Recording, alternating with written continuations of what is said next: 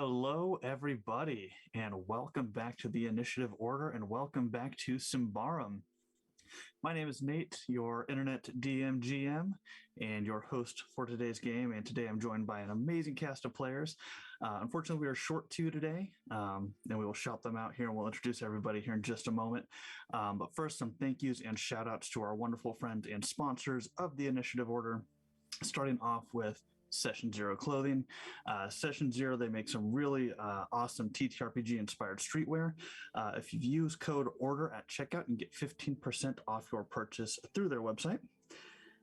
Next up, we've got the wonderful folks over at Norse Foundry Dice, Master Dice Craftsmen. They make beautiful metal dice, gemstone dice, as well as other TTRPG accessories. If you use code TIO15 at checkout, you can get 15% off your purchase through them. And we've also got our friends over at Mithril Armory, another amazing TTRPG accessory creative group. They make the sketch dice, they make the puzzle dice, all kinds of really cool stuff. If you use code INITIATIVE, you can get 10% off your purchase through them. And we also have our very own Terran, aka Valrook, aka the creator of Umbral Oculus Dice. If you use code, what is that code? I believe it's INITIATIVE. You can get 10% off a full set of dice through her. Yes, just got confirmation. It is Initiative Umbral Oculus Dice, 10% off a full set of dice through her. Super, super cool stuff. Highly recommend you check it out. And of course, I just want to shout out the amazing creators behind this game, Freely Publishing. Thank you all for letting us use the actual artwork for the game, for all the overlays and everything that you see. Fantastic folks over there.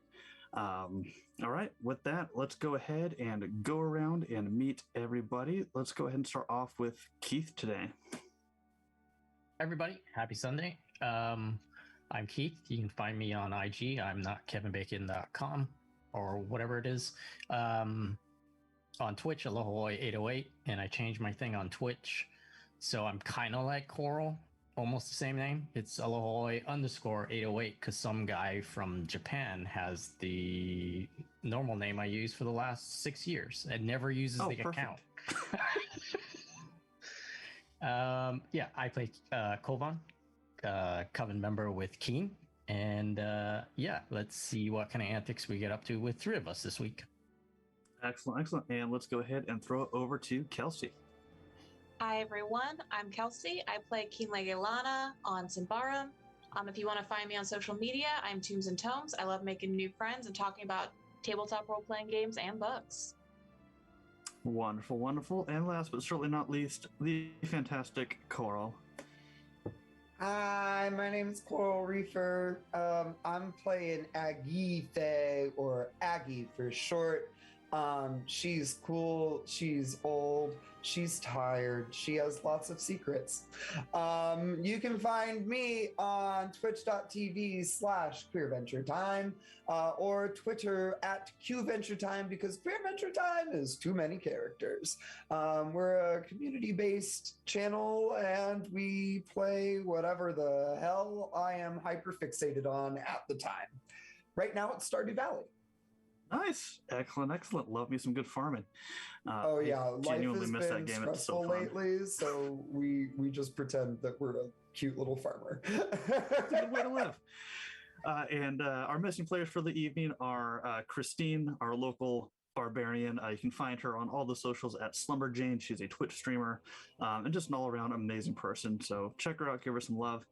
And the fantastic Leroyal Tut, you can find him on all the socials at Royalty No Why.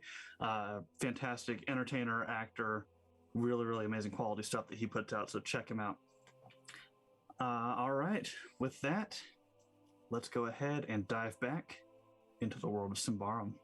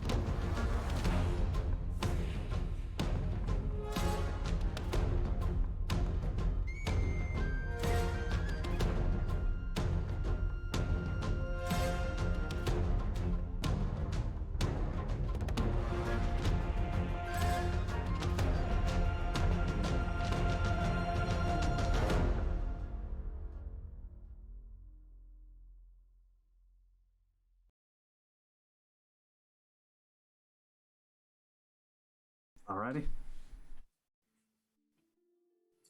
And welcome back, everybody. So, before we jump in, let's go ahead and catch up on what happened last time, as we were short one Kinlegelana. We just had the wonderful duo of Kovaan and Agithe in our last session. So the two of you, kind of everybody regrouping back at the Rose Garden Inn, the two of you decide to split off and follow a couple leads in the names of Roya and Serix, two of the war veterans who have been known to frequent some of the taverns in Thistle Hold. The two of you left the Rose Garden Inn, making your way over towards the Toad Square, where the two of them are known to frequent. On your way there, you saw a massive line of specifically male Ambrians waiting to walk into this corner building where all the curtains were kind of pulled shut. But as you passed by, you could hear some live music coming out of it, and you decided to poke your heads in and discovered what is known as the Hangman's Pole, aka the most popular gay bar in Thistle Hold. The two of you kind of went in there, enjoyed some beverages, tried to get a little bit more information on the two veterans, but weren't able to really gain much in that location. After dancing and drinking, the two of you left and continued on to the Toad Square, where you found the bar known as the Slaughterhouse.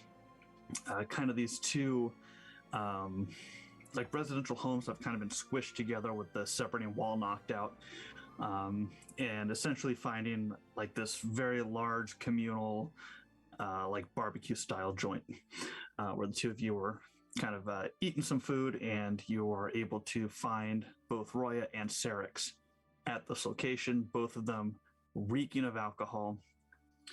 Roya specifically, you noticed her entire body covered in scars, head to toe, face, arms, chest, legs, every bit of her was covered in scars.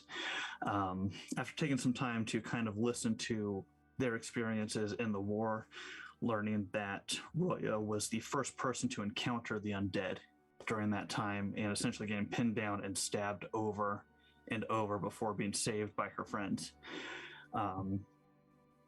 Aside from that, kind of recounting their heroic tales and how they played in retrieving the queen from the undead and helping put a stop to the war, and then guiding everybody over the mountains down into the valley now known as Ambria.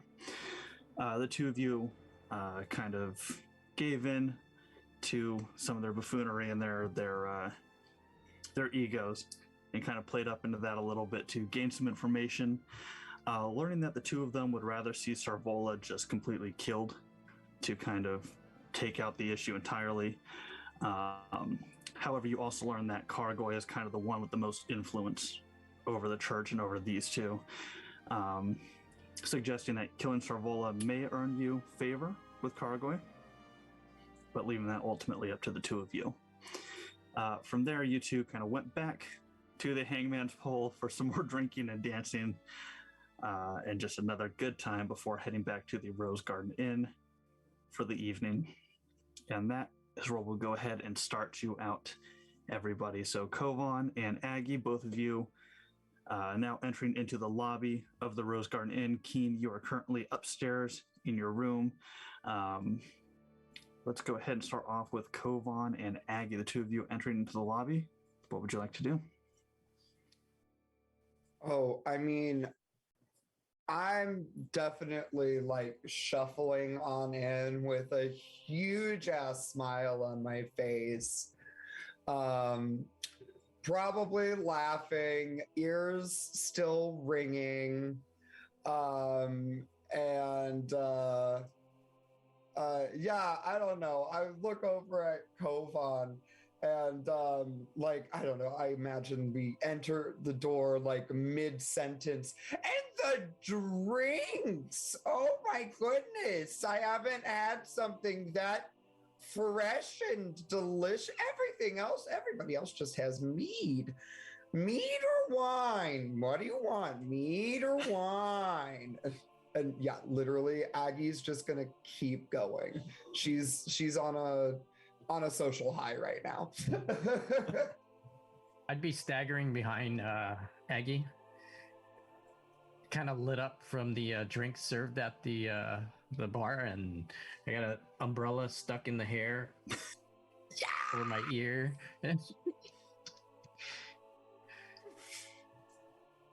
Are we walking into the room where Keen is? Is that what we're doing? I can always walk downstairs. Yeah, you two are currently downstairs in the main lobby. You see the stairway heading up to the hall where your rooms are at. I'd be leaning on my cane a little heavier than normal. Aggie's gonna turn around to you and just be like, what do you say? Do we I personally could use a little bit of food to soak up all of this before going to bed. We know at our age you don't handle the next morning that well nowadays. What do you think? You wanna sit and grab a little bite? I heard this place has a great bowl of stew, and I just start laughing, knowing that that's the only friggin' thing they serve.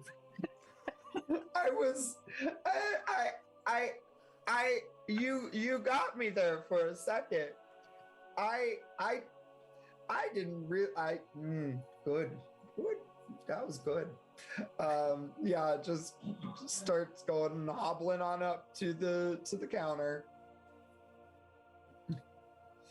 Hobbling on over kind of the makeshift tavern area down here. You see a young Ambrian woman kind of behind the counter cleaning some glasses. Oh, good evening. Sounds like you've had an eventful night. Oh, have you heard of the Hangman's Pull? I personally have never gone, but my boyfriend seems to frequent it fairly often. It must be a fun place. Oh my gosh, I love that. Highly recommend. Yes. Maybe not to go with your boyfriend, but it's a great place. Get ready to do a lot of. Or are they doing woo? Oh, I'm sure there was quite a bit of woo. Oh my goodness. Quite a bit of woo. Yes, I think I could get behind that. I'm sorry. Would you like to keep the party going? Can I get you something to drink? Oh. A nice mead or wine, perhaps. I'm gonna look at Aggie. I think we're just here for the food, yeah?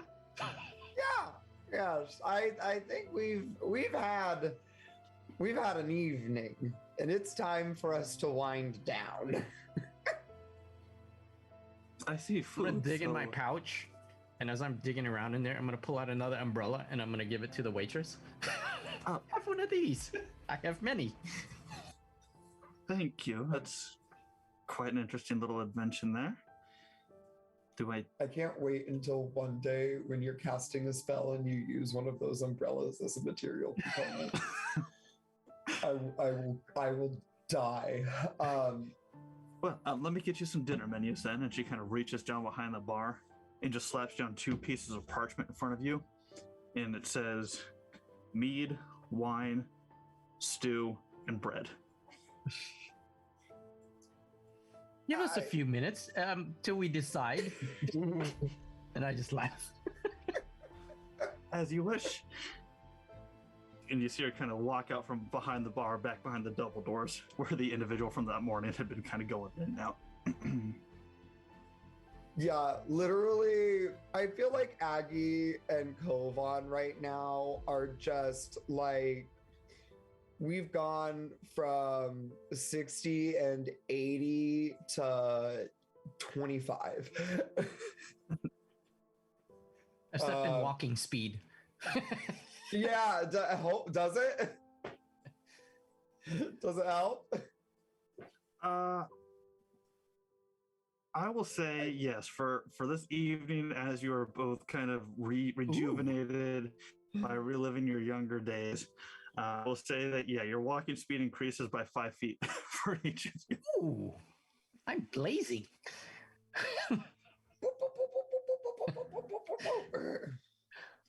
And then tomorrow it's going to decrease by 10 feet. So, yeah, Aggie's just gonna order some stew and bread, extra bread. Same. And some. Do you have drinkable water? I mean, all water is drinkable. Ours is clean, if that's what you're asking. I mean, I guess it's all drinkable, but I wouldn't want to drink all of it. But yes, that is the question. Can I have some of that, please? Of course. Then for you, sir? A pitcher would be great, I think. A pitcher of water. Yeah. Yes. You got it? And she just kind of pulls out 2 glasses and sets them in front of you before disappearing behind the double doors. A couple minutes go by and she comes out with this large water pitcher and just places it down in front of the 2 of you. Aggie's going to give a pour. And, well, to the end of a wonderful night.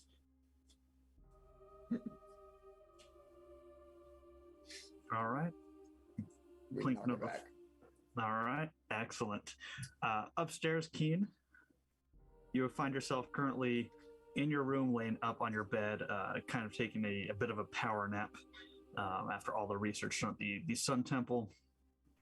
As you're starting to wake up in your room, is there anything in particular you would like to do at this time? So I also imagine that when they were gone, Keen found like a dead rabbit outside and was like, perfect, free blood, and used it to dye some of her yarn.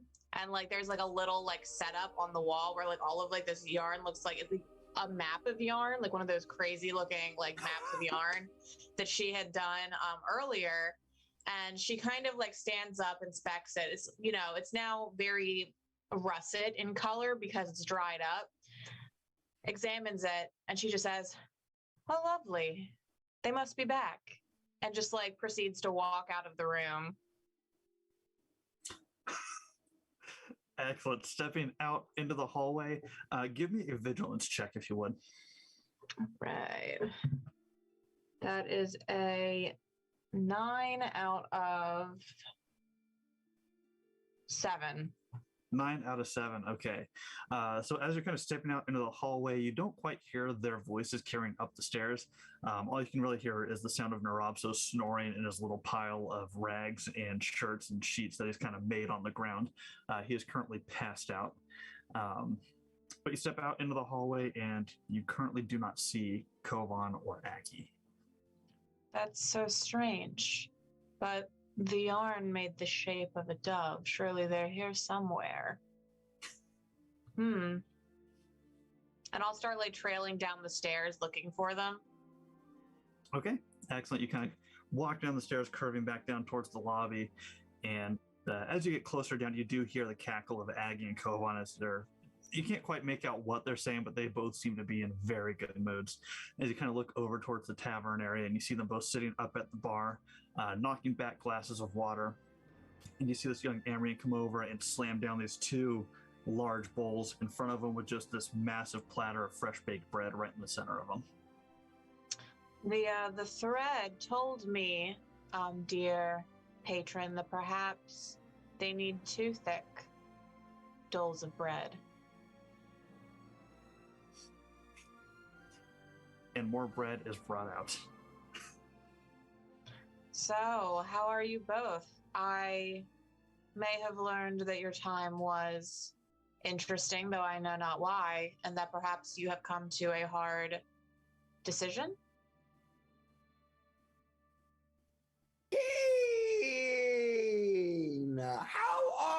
Well, okay. Of course, we're just rushing into things. Hello? How has your night been? Restful. Are you intoxicated? Oh my goodness. How could you ever suggest such a thing?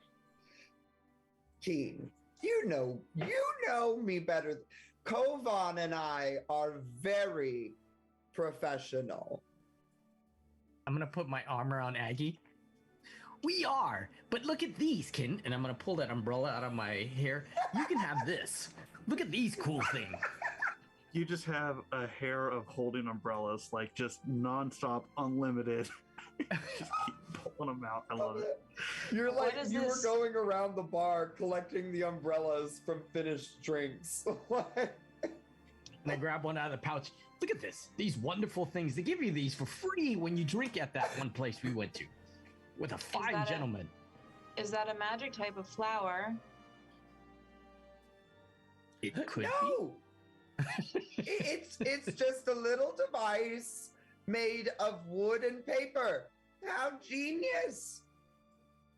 Well, you never say that when I ask you to go to the library with me. Oh, what? It's just a little device made of wood and paper? But you never seem to find that. I always find that wonderful, the smell of old pages. And the last time I checked, I was told we absolutely can't fit that into the caravan. We've already put enough of those in the caravan. All it is a bunch of paper and some wood bark all slashed together, sewed up. We don't need that. That's taking up space. Look, until they find a less heavy way to put these things together, we have to think of poor Snoo Snoo's back.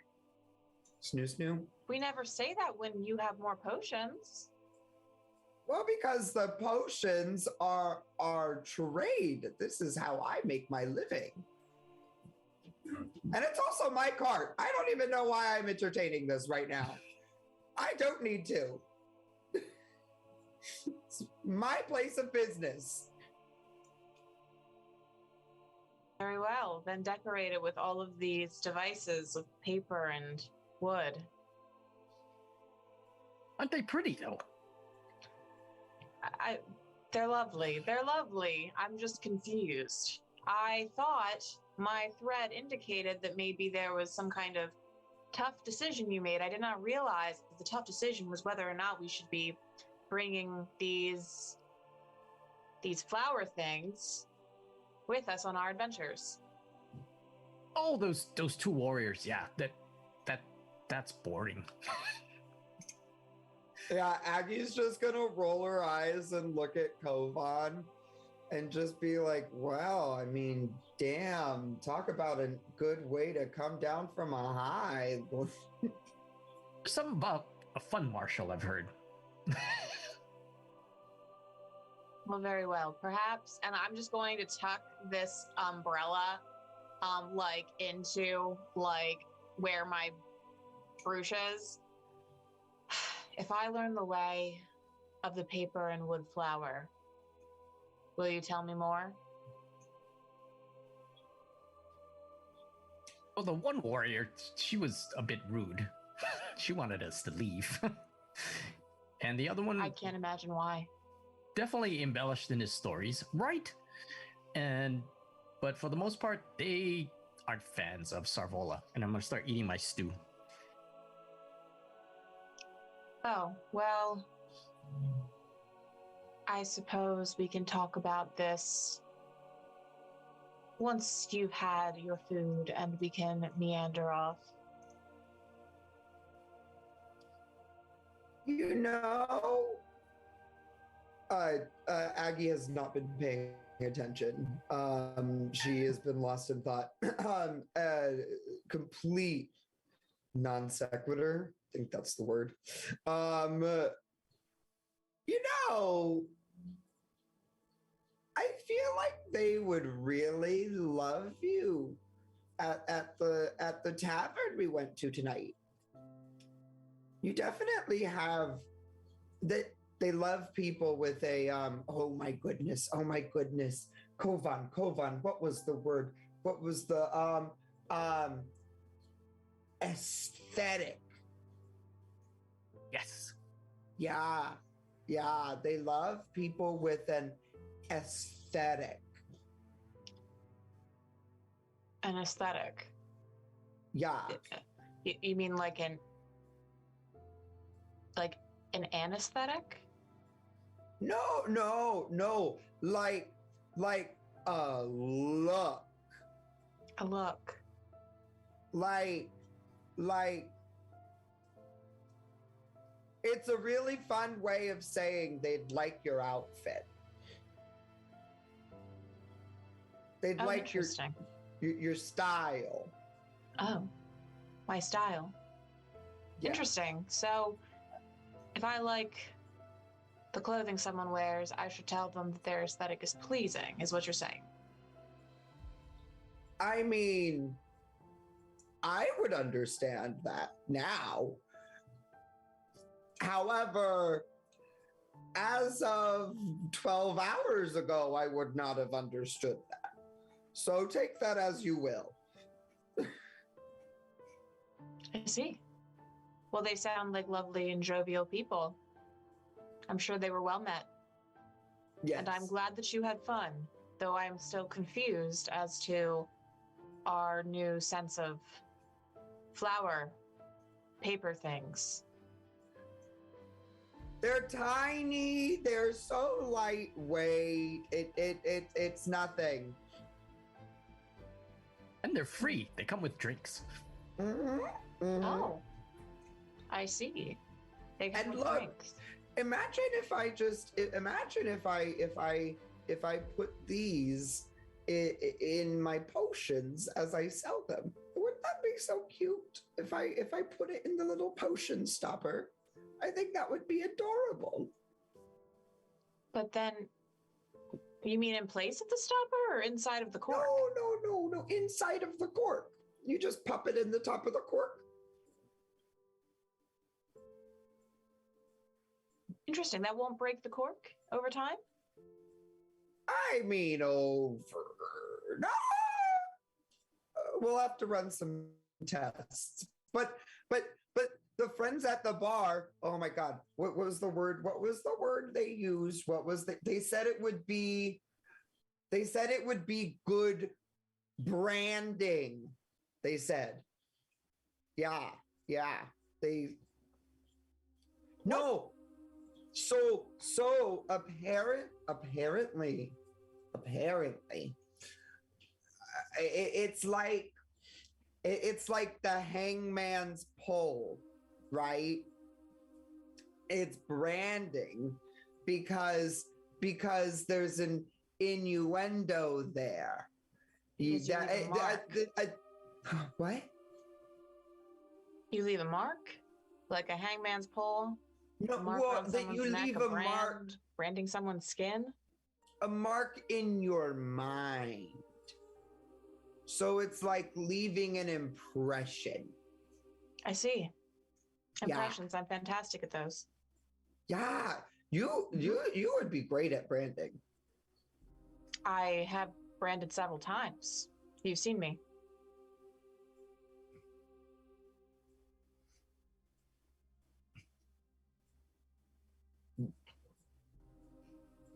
I think we had a miscommunication. I'm sure we have. I'm sorry. I will try to process this, read between the lines, and learn more about branding. It is. No, it's okay. At this point, I'm just rambling, and I should be eating this stew, obviously. Very well. Well, Did you just hear a voice?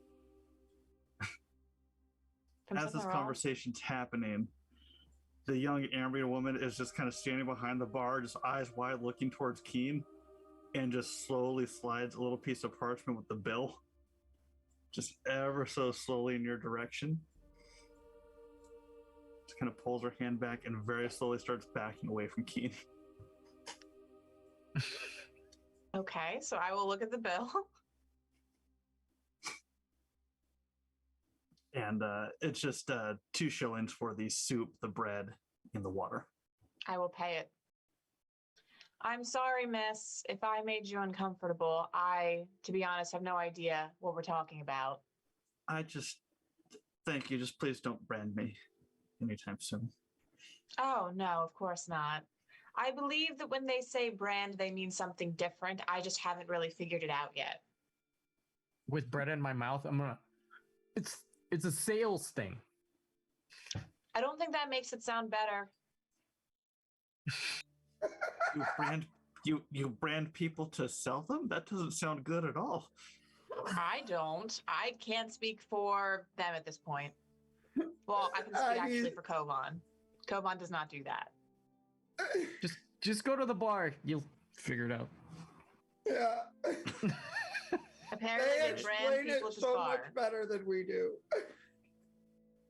She just takes the coins and just disappears behind the double doors. Oh my fucking god. What monsters have we made ourselves into? All right, well. Perhaps once you're done, we'll go and talk more. Aggie says with a full mouth of food. Yeah, so while I'm eating, I just disregard what Keen says and just starts telling her what little conversation we got from Arroya and what was his name? Sarix. For the record, Keen will continue to correct Kovaan and use like code names for whatever he is saying. Like, oh yes, you mean Debbie. Yes, I have heard things about Debbie. Haven't really gone to see her in town lately. Kind of look at Aggie and then just continue. The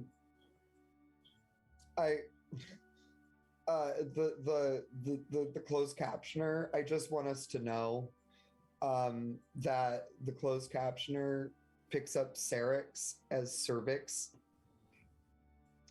Well, you know what, Aggie? I don't really know what this close capturer is. Oh yeah, we learned about that at the bar too. Apparently it's somebody who stands at the front and they hand you a ticket.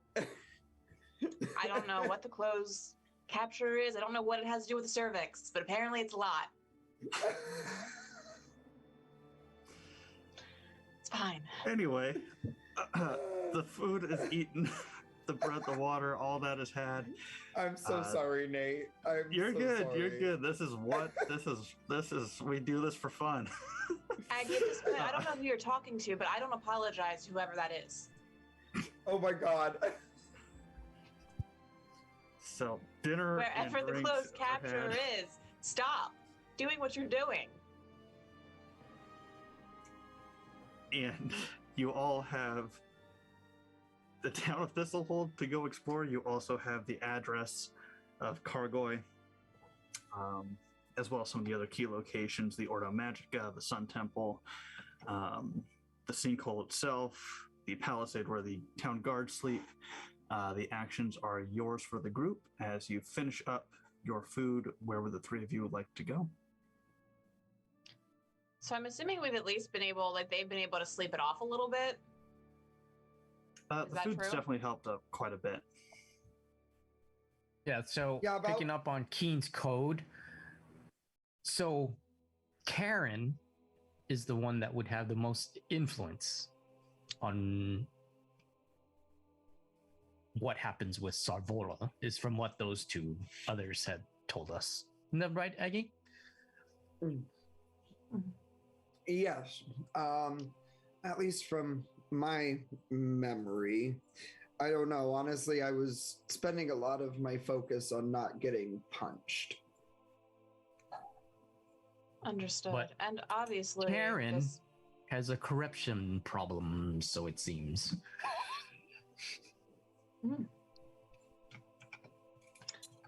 So sharing is not, in fact, Karen. I understand.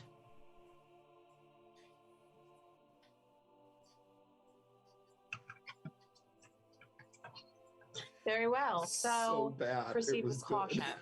Proceed with caution. Well, if there's a heavy amount of influence, we need to play our cards extremely carefully and make sure that we don't get on the wrong side of this Karen, lest they maybe complain about us, potentially to someone above us.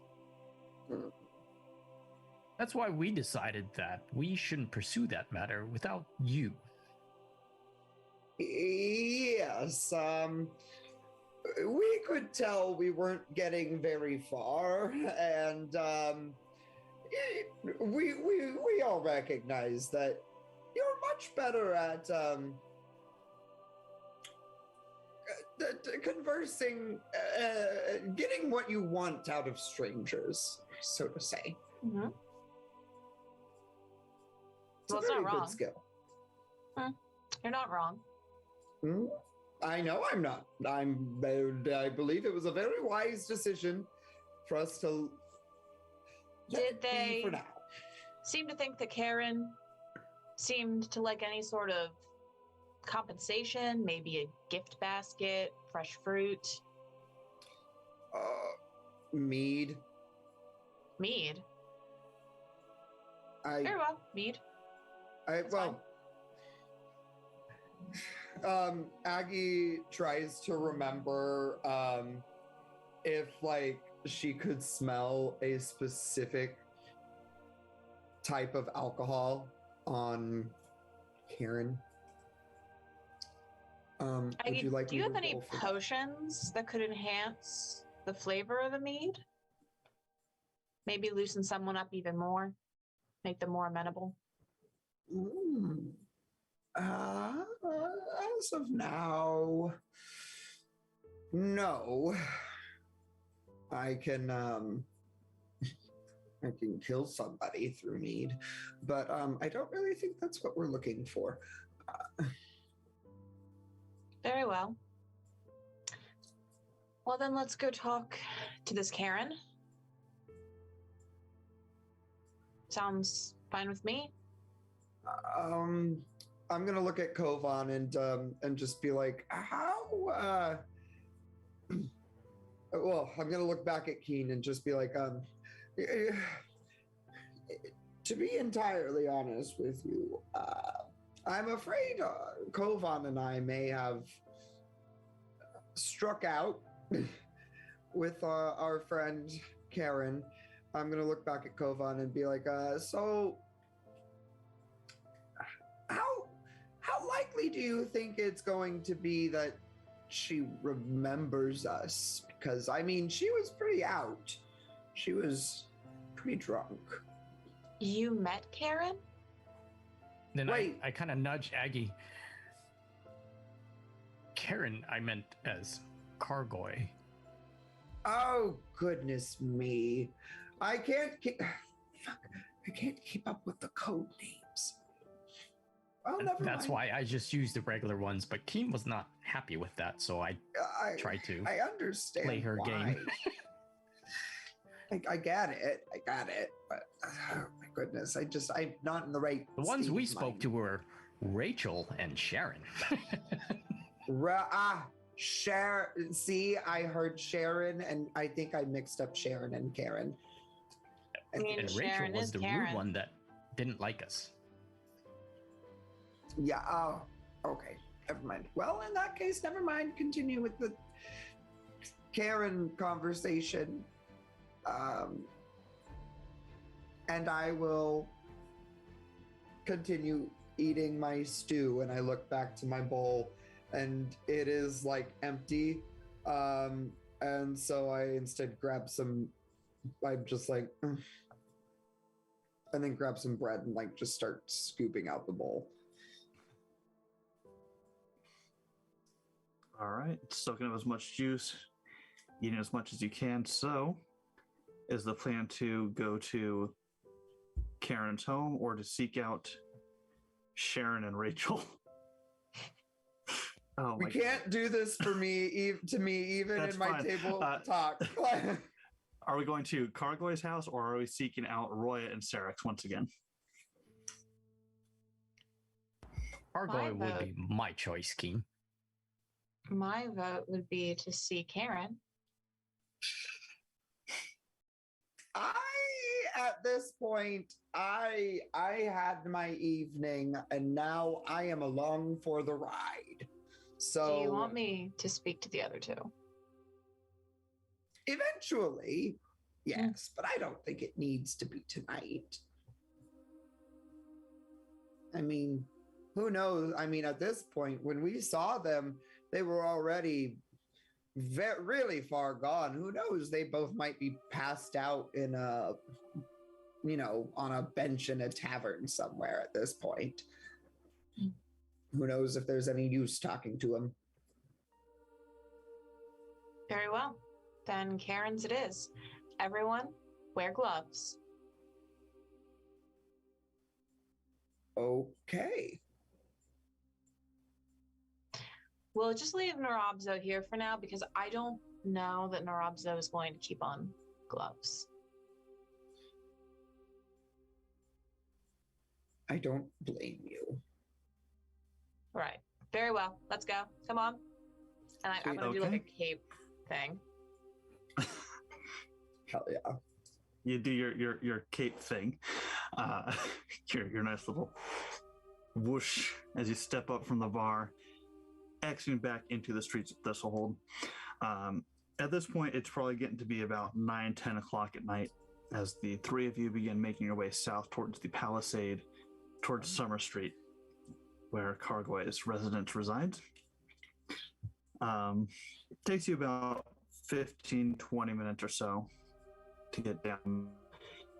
As you approach, go ahead and give me vigilance checks if you would. Nope, 11 out of 7. Sure. I forgot from last session. Did I have a -1 to my rolls today? You do still have that -1 to your roll. Yeah, I thought so. 5 out of 9. You said vigilant? Correct.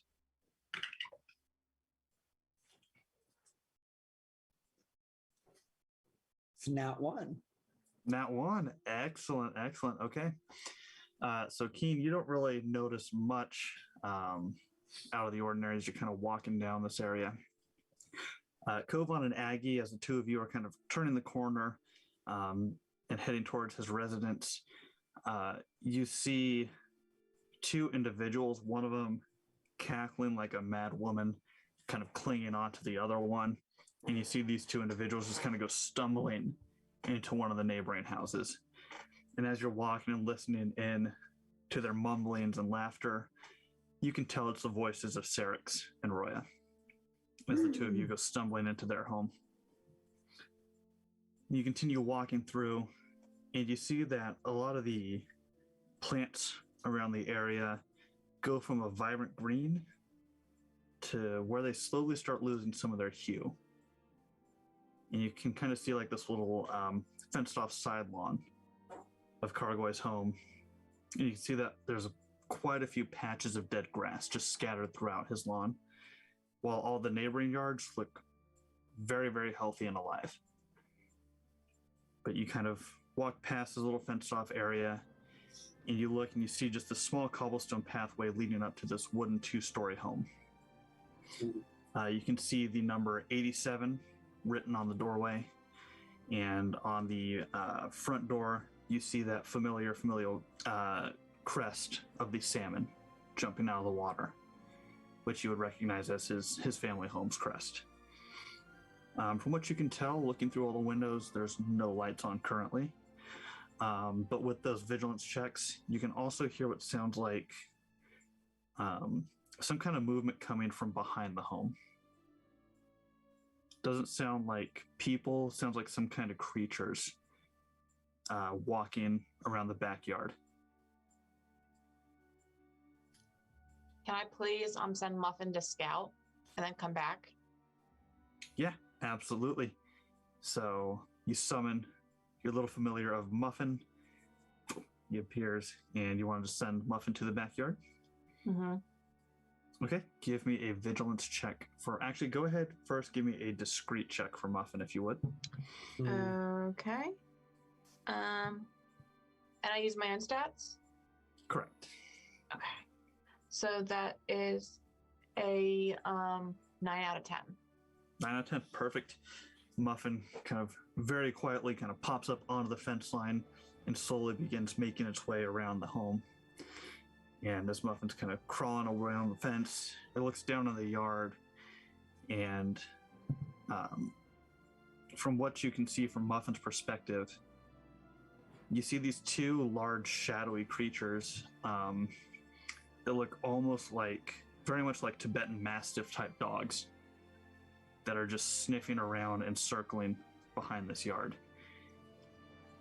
And go ahead and while you're at it, give me a cunning check, if you would, Keen.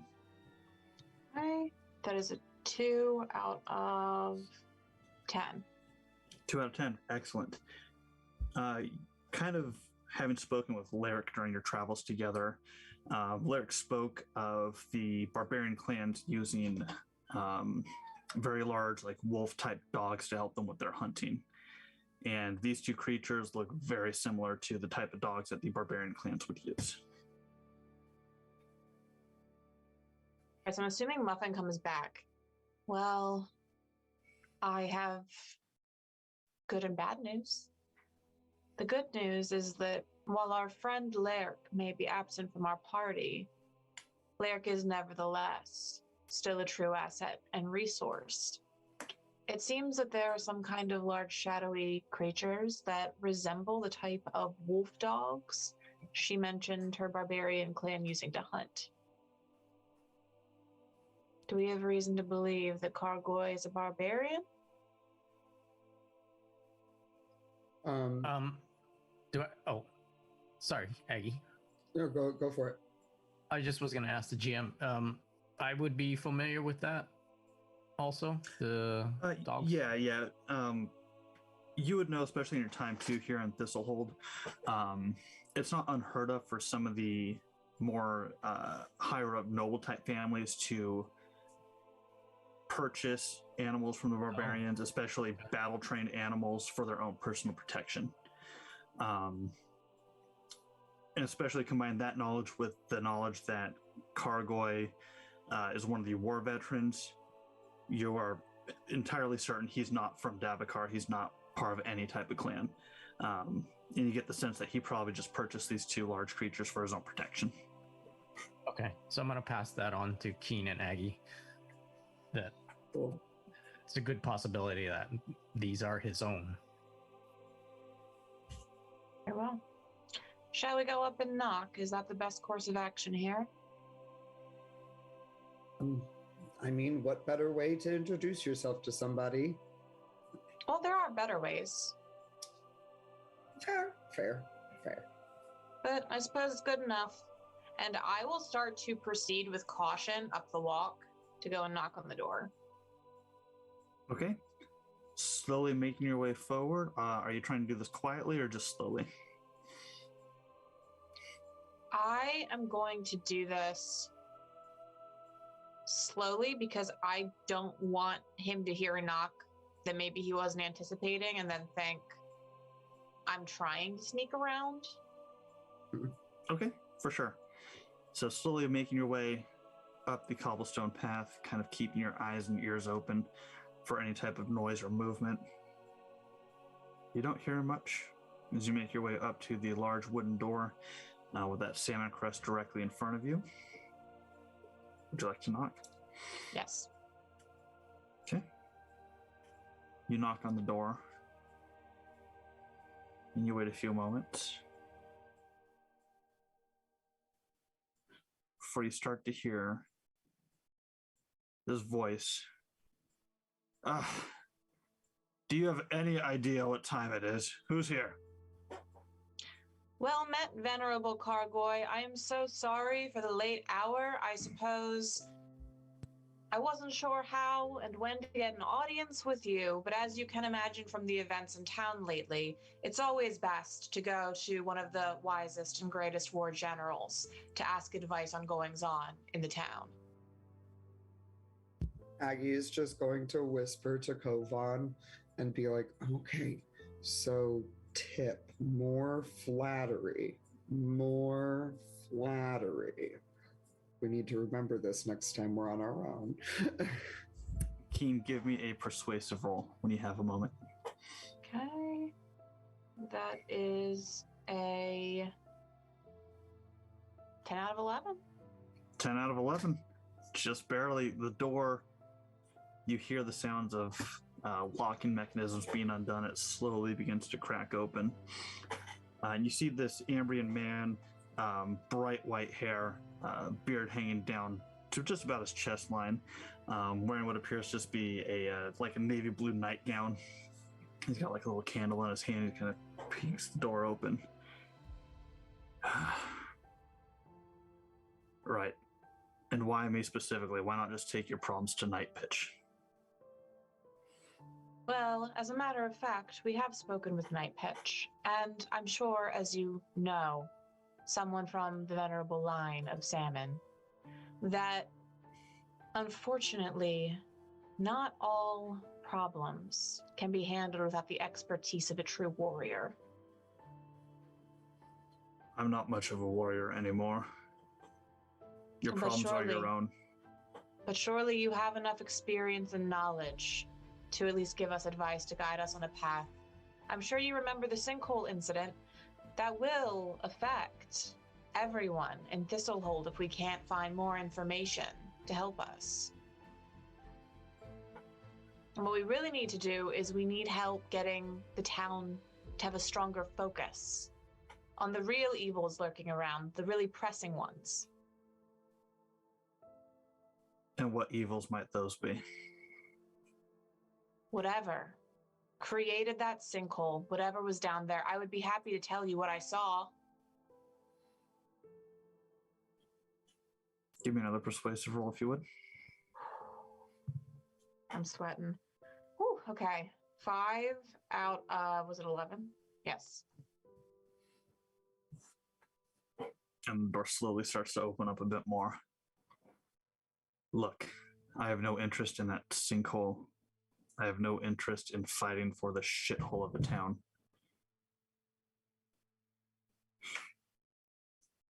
If you want help with corruption, I suggest you seek out the Ordo Magica and just leave me be. Yes, but sir, I'm not asking you to fight for the town. I'm asking you to help with some pressing political matters that are directly influencing the situation. And what makes you think I'm a politician? I don't.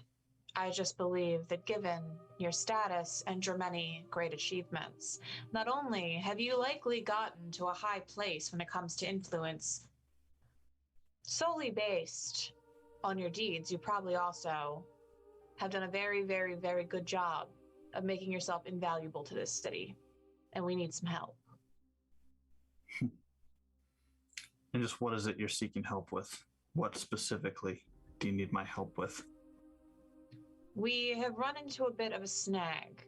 There is a form of unrest brewing in the town, and it seems that while we have many pressing matters, including whatever this corruption may bring, including whatever war may be about to begin, and we're worried about a simple missionary man. And this is the sort of thing that we need to fix. I do believe that anything related to Sarvola, whether or not we believe, it would be better to just get rid of him or not. That's not the point here. The point is that we are wasting time. We are wasting resources. And above all, I'm sure you can admit, knowing the kind of pressing matters at hand, that we are wasting the patience of whatever is lurking beneath.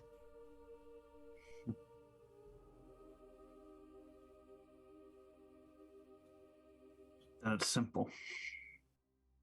Kill the heretic. He preaches against Prios. You want to stop this corruption? Find him and kill him. Simple as that. Does he preach against Prios? He believes the church holds too much power. And that's just simply incorrect. Prios guides us. Prios saved us in the war. Prios delivered us this land. And that man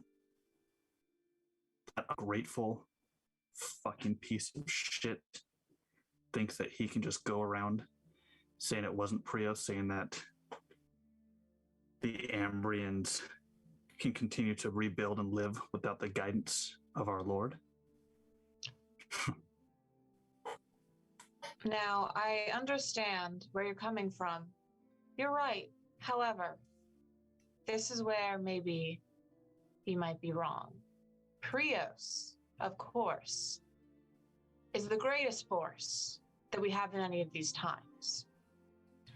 But Prios does not need to be proven powerful by the blighting out of one insignificant life. No, in fact, that's not grand enough for Prios. What I'm suggesting is that we do point our eyes towards a matter truly worthy of Prios. Not a heretic, no. Why even bother making an example of him? Why? No point. Wouldn't it be better to just let him watch as Prios wins in this new great war? He might have information that can be used against him. We need to find this source. And we need to do this because Prios will be there again for the next great evil that we shall unseat. Another persuasive roll, if you would. Oh, God.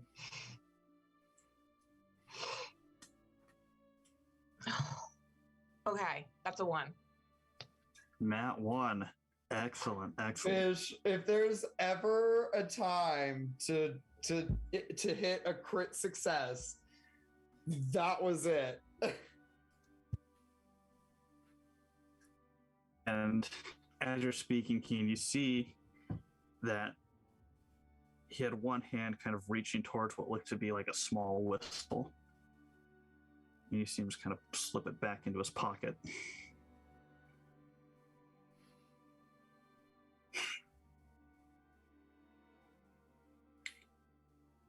I understand where you're coming from, and I truly believe that in the end, Prios will stand victorious. But you understand that to get there, we must kill every heretic, every last one. He's too influential to be left alive. Too many people believe in him and his cause. Do you think that would really vanish just because he's dead? That's the saddest truth, is that he'll just be replaced. They'll all be able to replace him. He has a following now. The best thing to do is prove him wrong at his own game. The best thing to do, even, is to get him to come out in the open. Perhaps the world needs to see Prios win one more great battle.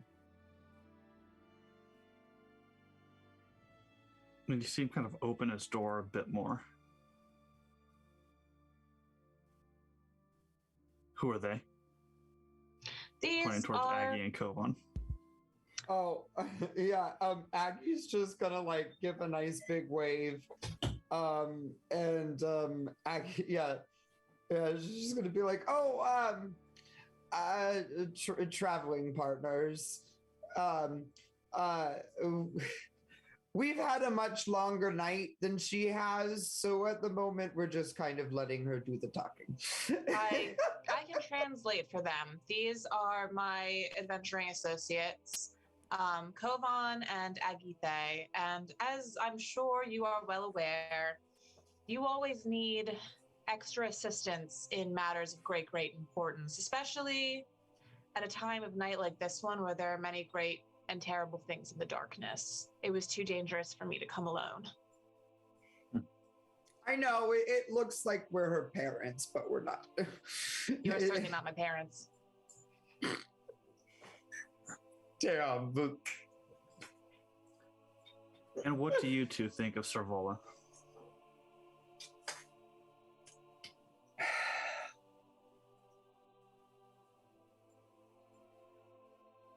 Power vacuum can always undermine your plan. What Keen speaks is true. If you eliminate him, who's to say another does not fill his place?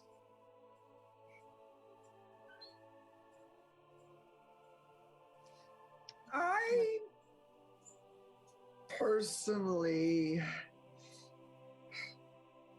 I mean, I will tell you right now, I do not enjoy getting involved in matters of politics.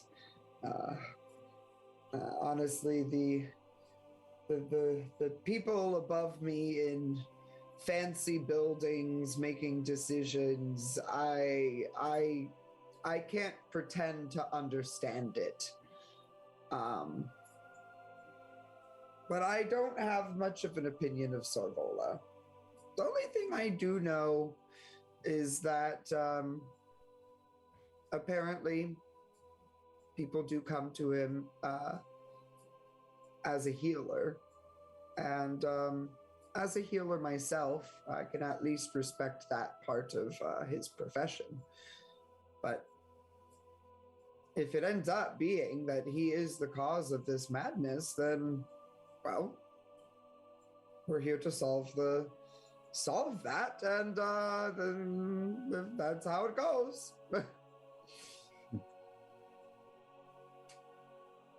And I believe that you will appreciate the analogy that sometimes when we work against darkness, it's like lighting a candle. But unfortunately, even lighting a candle only creates more shadow. What we want to do is we want to lift the curtain and let the sun of Prios shine through. And unfortunately, that can't happen by lighting a candle. That can't happen with burning heretics at the stake. That comes from a greater cause. And perhaps the nature of this corruption is meant to test everyone's loyalty to Prios. Because we know, of course, that Prios will respond. Yes, the only way to drive out shadow is to let the sun shine through. Lift up the curtain, not start the fires. Give me another persuasive. I can't possibly get them all.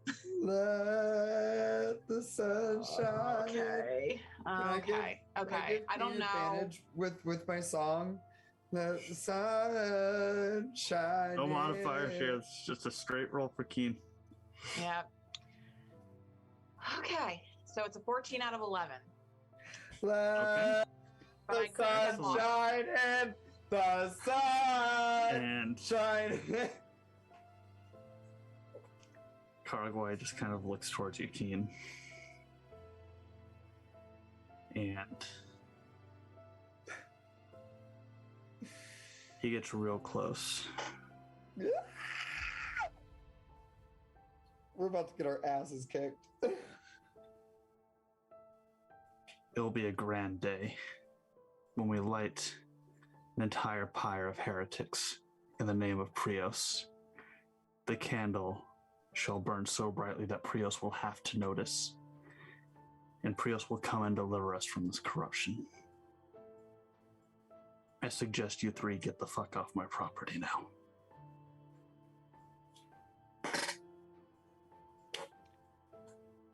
Well, very well then. And he steps back into his home and shuts the door.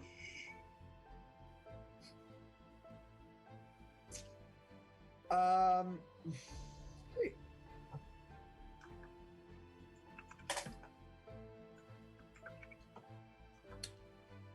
Well, there's nothing that we can do. I think that's clear.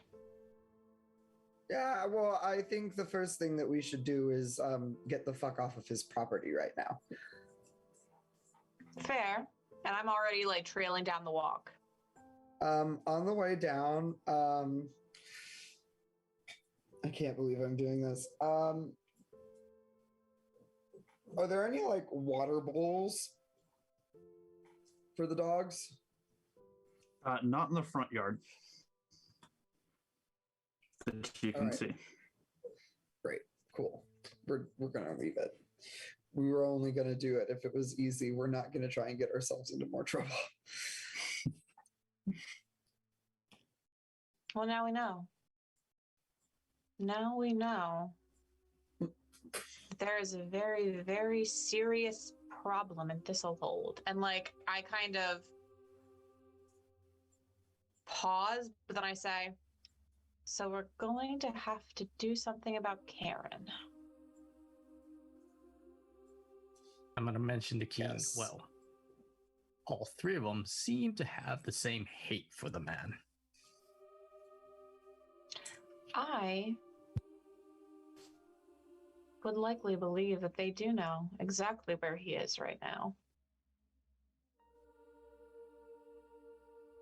Would you agree? Did you get the sense that they know exactly where he is? No? They did No? not. I would have thought if they did, he'd be dead. Yes, Fine. that's. I got the sense more so that they knew where he was, and they might have been part of the driving forces behind the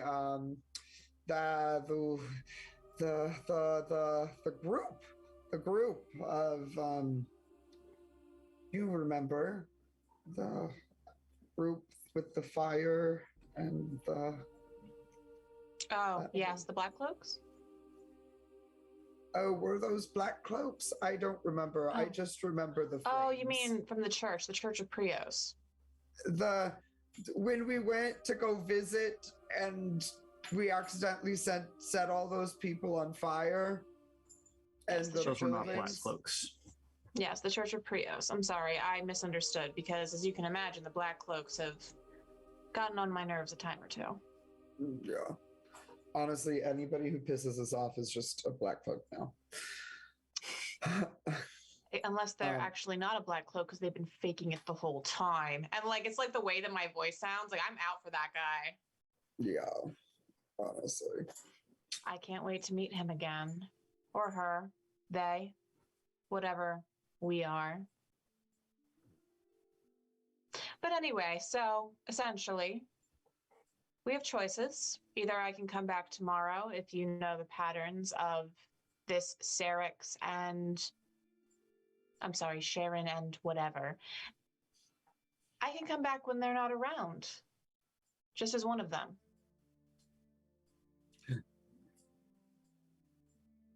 I forget that you can do that. I tried to speak to him impartially. It's not my fault that the man can't be spoken to. Wow. I mean, also, who's to know, though, if they've still got a good relationship together? But I guess that's something that you would find out tomorrow.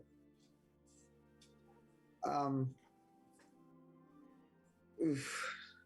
I do think, though, at least now, what is our opinion on Sarvola? My opinion is that there is this very, very strange hypocrisy in this town. No, they don't think it's hypocrisy. No, they believe that it's done for a reason, that there's some grand reason why they burn witches, why they burn people who don't agree with them. They think a lot of things, but they seem to neglect the fact that if there was such a powerful being in this world who could really wave this much power, who is really there for all of these things to burn at its feet, well, then it really wouldn't need their help doing that now, would it? Maybe they're the ones who are basked in shadow, waiting for someone to lift the curtain on their own misdeeds. That's what I think about them, and I think Sarvola is trying to lift the curtain.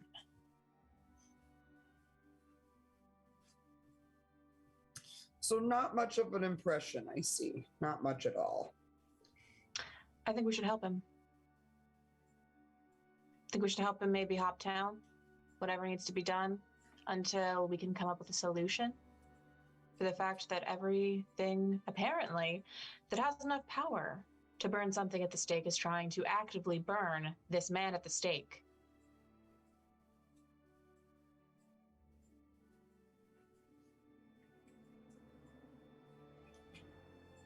Yes, yep. I can't wait for the day, really, when something changes, this terrible power structure isn't in place, and I can finally tell these people exactly how I feel about them. Oh, it'll be great. Oh, it'll be fantastic. I'll give them umbrellas. Those things, the flowers that you told me were umbrellas, I'll give them one. Mm-hmm. And I'll write "fuck you" inside of it, so that when it unfurls, they'll be able to read it. Branding.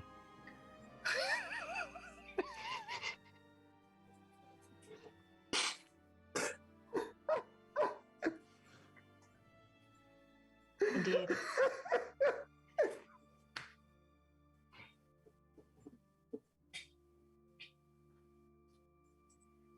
So anyway, what would you like to do?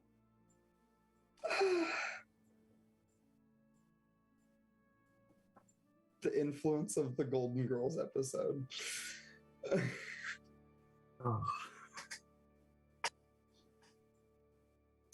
No opinions on what we do next?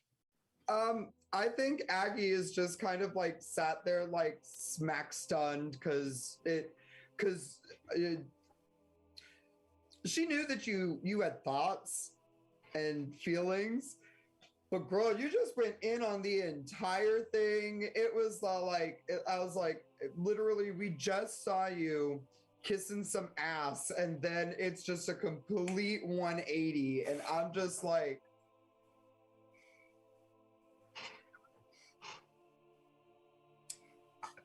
I'm following your lead. I'm gonna look at Keen, and at some point, we should probably let Decima know that we've come up to a lot of dead ends. Very, very true.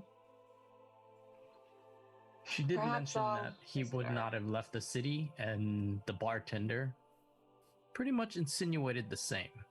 He's here. It's just so strange. The muffin led us to the wrong courtyard. I think we were just a tad late. Yes, perhaps. Well, I suppose the last question that we have to ask is, did anybody personally know Sarvola that we think might have some answers? We have not run into such a person. I suppose I can talk to Decima, but I doubt that she'll have much help. No leads. Well, Is there a chance that we can go to the Order Magica? Isn't there a magical artifact section of the Order Magica? Wouldn't it be interesting if they had objects which could help locate a person? I mean, I'm sure that supposedly the church had already thought of this, but also the church only believes that when they pray to the sky, things happen. So I don't really know if they've looked into it. We could try. I would not be surprised if the two don't meet very often. I would be surprised too, but in order to locate a person, what would they need? They might not have what they need. What if we could get what they need? Then we will do all we can to do so. Well, do we have any other leads? Anything we haven't really wrapped up? Have we heard back from the Carvasti witches? No, we haven't. I hope they haven't run into trouble. Nate, is there any way that I think I could do any kind of magic to maybe try and talk to the Carvasti witches at any point? Like, even if it's like long distance, like SMS, like, but by using bones on the ground and waiting for the bones to reshift. T9 boons. The only thing that you would know of that you could potentially try would be a sending stone. You could try to obtain one of those and speak to one of them directly through that. I think I'm going to look for a sending stone tomorrow, maybe figure out if Carvasti has any news for us, figure out if they've learned anything. We have no leads on the Sarvola business. Maybe there's means that we can get something, but not so sure about that. We kept the note. We have something that potentially has skin follicles or something. uh, it's possible. So I wonder if we should go back, because I'm also surprised that that Muffin is usually very accurate. I wonder if we should go back and case the area again. I don't know if we are the most welcome in the area. I think you would need disguises. I will be fine, but you will need disguises. Maybe Decibel can get us priest robes or some kind of... That's an idea. Maybe Decibel can get us some clothes. It's possible. That's always possible. Huh. We're gonna have to put maybe potentially a very, very thin blindfold that you can see a little bit out of for a while on Kovaan, just because Kovan's eyes are so distinct. Might be a little bit hard to hide them. This is true. Mm-hmm. I have been seen in that courtyard by the man who lost half his dinner. Yes, that unfortunate man. He had a very tidy house, though. That's nice. Hey. At least he wasn't in the deep grips of some depression that I would have felt bad about when I realized how much food he had lost. Maybe we'll leave a roast on his doorstep. Wouldn't that be nice? Oh, sure. But not when we actively want to search the courtyard, like after. Yeah. I'm pretty sure Aggie was not there for that session. So Aggie is just kind of confused. Because I don't think y'all told me, like, I read it in the notes, but I don't think, like, the party was all like, oh yeah, Aggie, we got in trouble in a courtyard. And so I think the party was just like, yeah, everything was fine. All right. So, while you all decide on your next steps, let's go ahead and jump to a quick break. Thank you all so much for sticking around with us for this first half of the game, and we'll see you all back here in about 10, 15 minutes or so. So stretch, hydrate, do what you got to do, and we'll see you all back here shortly.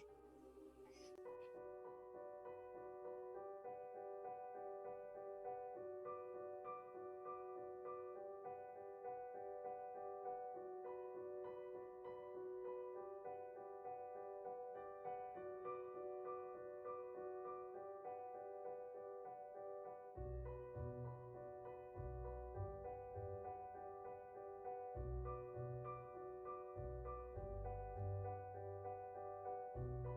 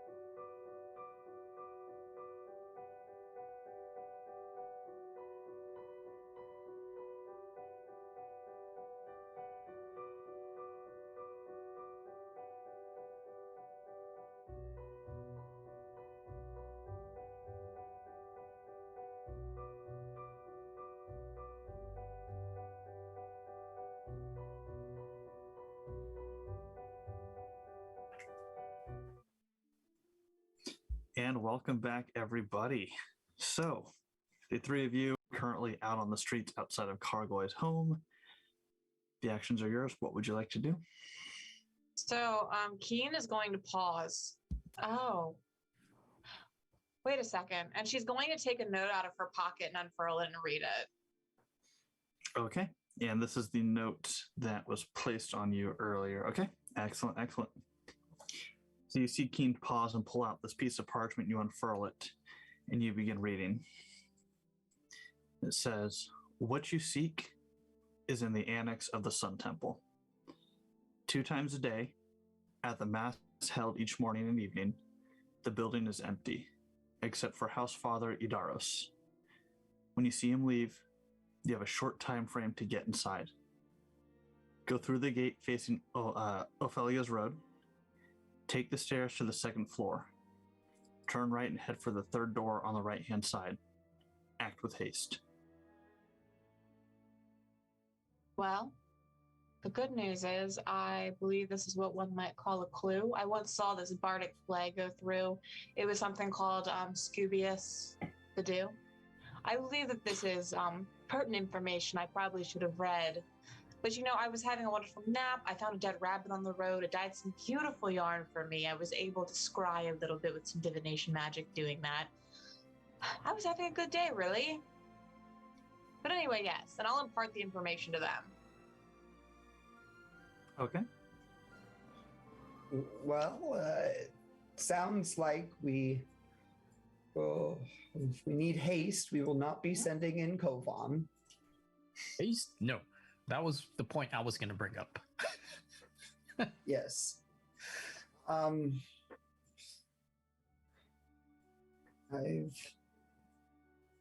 have some experience in my past with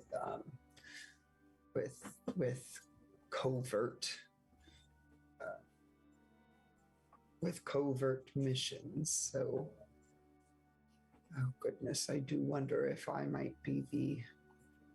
We couldn't use Muffin, right? Oh.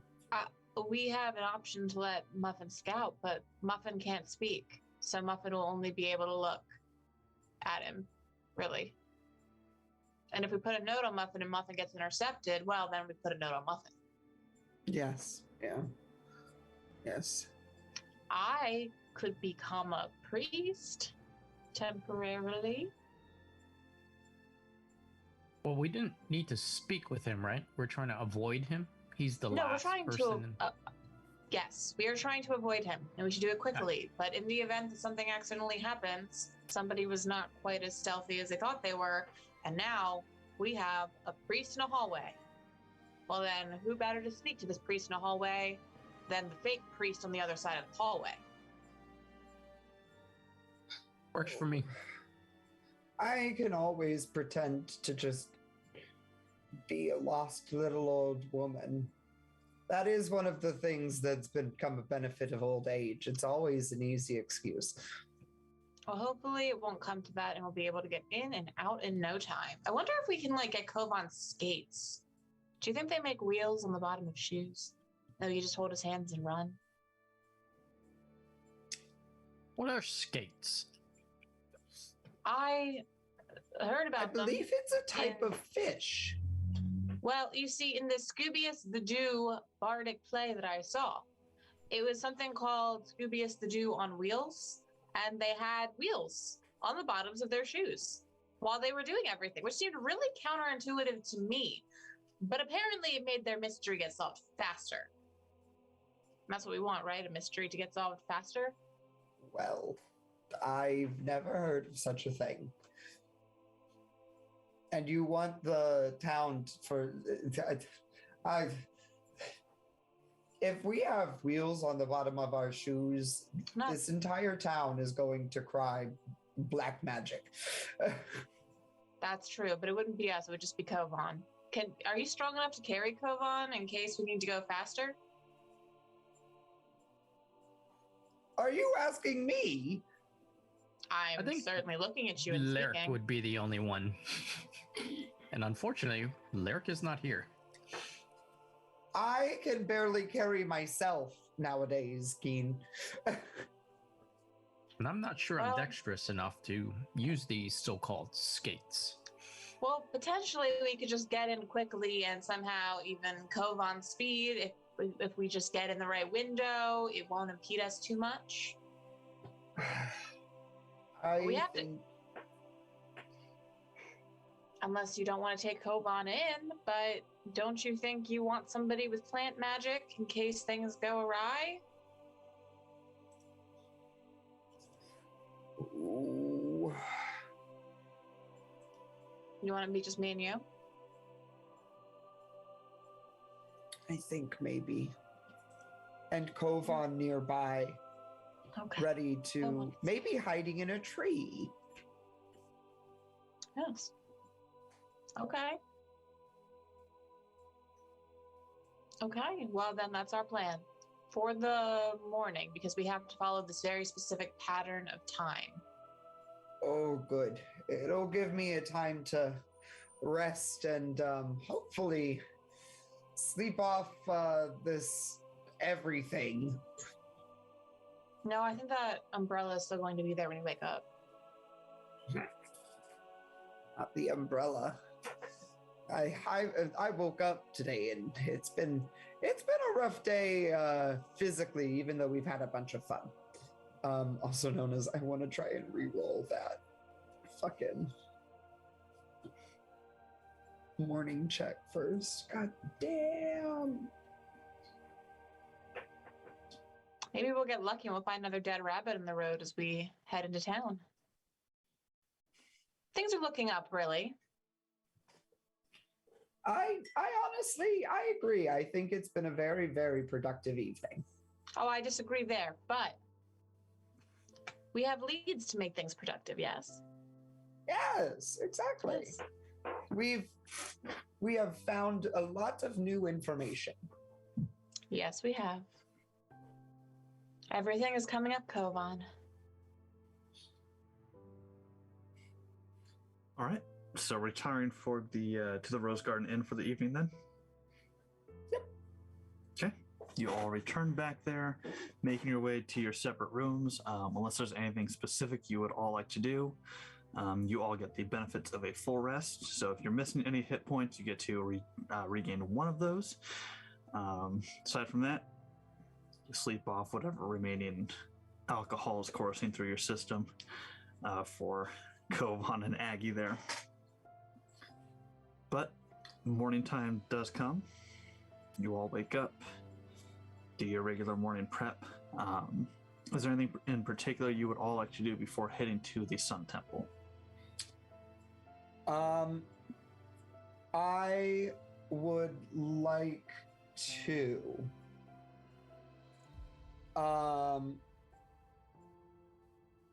at the beginning of the day use some of my herbs to make an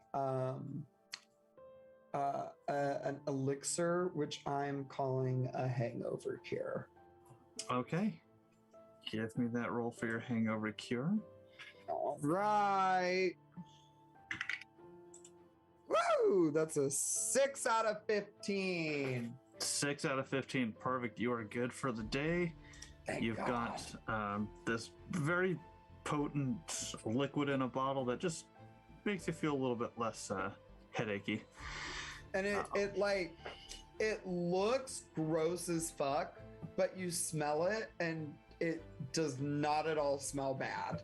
And like it honestly tastes pretty decent. Like you can tell there's like it's meant to make you feel better. But it doesn't taste bad at all. And I give one to Kovaan too. Why, thank you, Aggie. Can I roll, since it's the beginning of the day, to make a novice elixir of healing? Yeah, absolutely. My cunning is a 13. And yeah, no, that would be great in D&D, but not for Symbaroum. Oh, unfortunately. Oof. Unfortunately, just not quite getting the correct measurements in. Yeah, as a you little kind of- hanging over. I got the hood over my head and wasn't quite paying attention. And yeah, that's not going to work today. It way just too all way of too the watered down. ingredients all got mixed in, and then it did the little magic.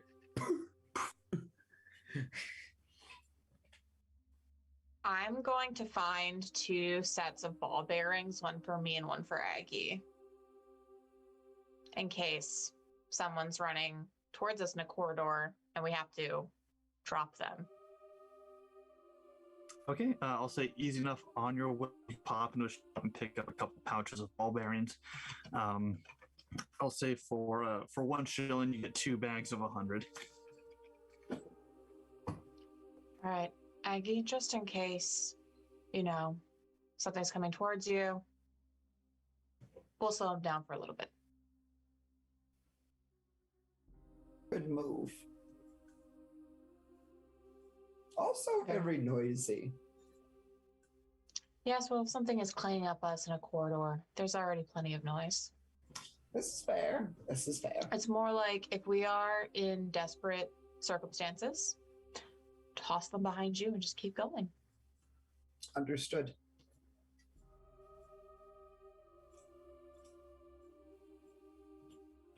Okay. Anything else specific you would all like to do, or are we heading to the Sun Temple? I think the time for fun and playtime has passed, and now we're being serious and doing stealthy things that might get us killed. No worries. I mean, as it stands, you're all welcome lots at the of Sun worries, but many worries. Temple. Sure. I'm very worried. Hey, Kovaan, I have a question. We're like on the road towards there. Do you think you could just make some really pesky vines, like accidentally ensnarl someone's foot walking up toward the door if for some reason we're not out yet? That's a simple task. I could do that. Just in the way. Just make it look like it was a natural thing. A little tripping vine. Yes, a little tripping vine. Great. Really wish we had Laerke. Likewise, but also in my experience, she's not the most inconspicuous of people. Well, I'm the least inconspicuous of people. This is fair. One more time, just for my clarification, we are going into this. Which part of the building? The annex? It's off. Yes, it's off of Athelios Road. It is the annex of the building. And do we know anything about what generally happens in this annex when it is not being used? Well, I'm so sorry, when it is in use. I can only make a guess. And that's that some kind of religious meeting maybe happens there. Who knows? Maybe it's just a storage unit. Because if you and I get caught, I wonder if it might be smarter for us to pretend like you are giving me a tour or something, because you are going to look as a priest at that time, correct? Indeed. In case. It's always good to cover your tracks. Yes. I think we've got many good options, and I feel like we should resort to violence as the last of those, especially given the 3 of us and our skill sets. Indeed. Anyways, I didn't mean to distract. Carry on. All right, so I'm assuming we get there at some point. Yeah, easy enough. The walk through town's easy enough to navigate as you make your way over to the Sun Temple. You've been there plenty of times at this point to where you know exactly how to get there. You approach, you see the familiar priests kind of walking the grounds and the familiar shapes of the large domed buildings in this area. You know that kind of walking through the main entryway, you'd see the kind of the dormitories off to one side where you had met the three brothers when you came to visit them after the attack. On this first floor, you also know is the library. You see the staircases spiraling up either side, up to where Deciba's offices are at as well. As you're all kind of approaching this area, what would you all like to do?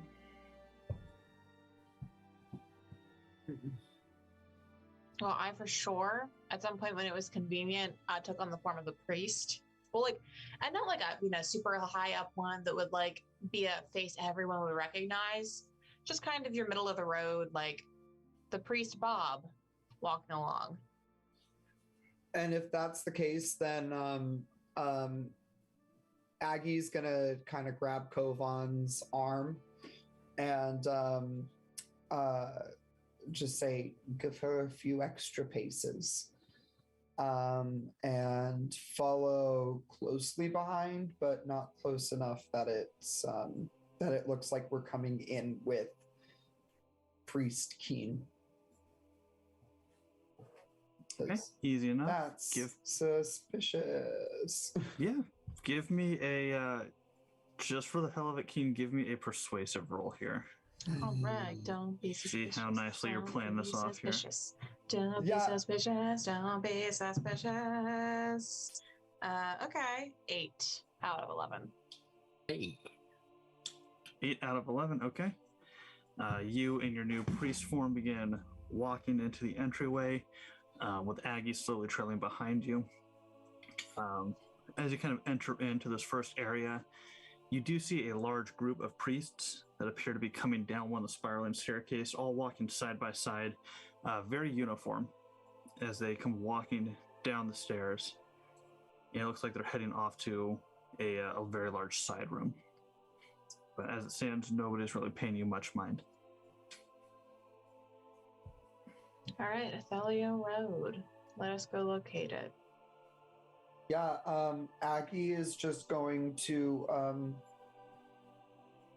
go up to like one of the priests at the door and just like in her nicest little old lady voice, just go, it's such a splendid day today. Is it okay if my companion and I take a walk along your grounds? They're so wonderful. Give me a roll at you when you get the chance. Do you need me to make one too, Nate? Yeah, go for it since you're there with Aggie. You said a persuasion roll with what? Kovan's also making one. So no modifiers for you, just a straight persuasive roll. I got a 13 out of 10. Okay. Yeah, that's a no. Okay. That's Keen's bag. Damn. And the priest kind of looks towards you and, well, I'm happy to summon one of our guides to give you a tour through the temples and the grounds. This is a very holy place, you understand. We'd rather most of it be left undisturbed, and we've had guests wander where they shouldn't in the past. I understand. Okay, well, I mean, I will say, okay, Aggie's now going to apparently be an actor. And I'm going to look over at Kovaan and just kind of like bat my eyes and be like, because you see, we were hoping to have a nice little private walk. It's been so long. And I take Kovaan by the hand. In the light of Prios, sir, I can help escort this meeting of people through the gardens. Bob, aren't you supposed to be at mass right now? You're the one leading the prayers this morning. And like, Bob is going to gesture over at like the goo goo gaga eyes they're making at each other. Are you sure you don't want me to handle this? Oh, no, of course, yes. Praying to Lord Prios is the most important thing. Please, Bob, you must get to the hall. I would like to think that the light of Prios is shown in the exchange between every pair of pair or more of lovers' eyes. And I just look at Kovaan and like I'm gonna look at the priest and even if we cannot walk the grounds, do you have a courtyard to sit where I may read to my love this book? It's her favorite. I can escort you both to the courtyard. Yes, that won't be an issue. But Bob, you really should get in there. The prayers are starting soon. Very well. I will be there in a moment. Okay. You two, follow me. And I'm gonna like take Kovaan by the arm, and like walk incredibly slowly, like way slower than Kovaan needs. Like we are just being an shuffling. Old couple. We're shuffling. We are shuffling along, and we're just taking up as much of this dude's time as we possibly can. And the priest kind of goes over to the opposite side of you, Kovaan, and scoops his arm up underneath yours. That's all right. I can help assist. And the two of you begin slowly thank you. shuffling towards the front entryway. And as you're shuffling your way towards this area, you see a familiar priest come walking by. And it is the real Bob who Keen had just turned into. I'm and already this priest gone. is just, Bob, weren't you just standing back?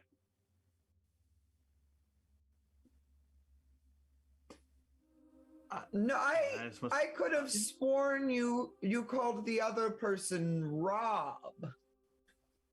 Was that Rob? No, I'm pretty sure it was. You were just standing over there, Bob. And Bob just looks very confused.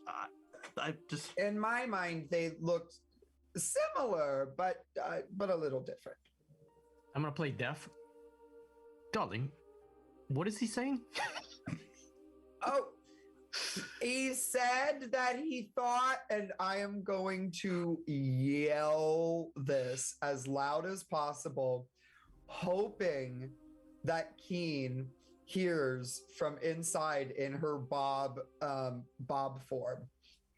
And I'm just going to be like, darling, he said that he thought he saw Bob over there when we were talking with that other nice priest who offered to guide us, but I thought he said Rob, not Bob.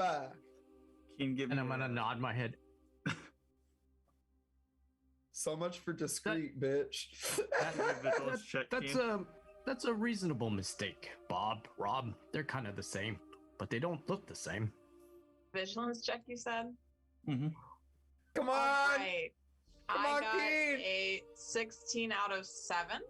That's all not... Right, you don't hear anything. Yep. And this individual just like, whatever, Bob, are you prepared? They're waiting for you, please. And Bob just like, oh, yes, I was just getting my notes. Excuse me. He just kind of nods towards Aggie and Kovaan and begins shuffling over towards the hallway where you saw the group of individuals enter into. I'm already hiding. I don't want to see this priest again. So I'm already heading for an Athelio Road. So I'm like, they're just going to have to meet up with me. when they get there. All right. So you make your way outside of the first building, and you see another two-story dome building positioned just behind this one. And you would know, as you've spent enough time in this area, that the road that runs behind this building is Ophenia's Road. Oh, it's Othelius, not Othelio. Yes, that one.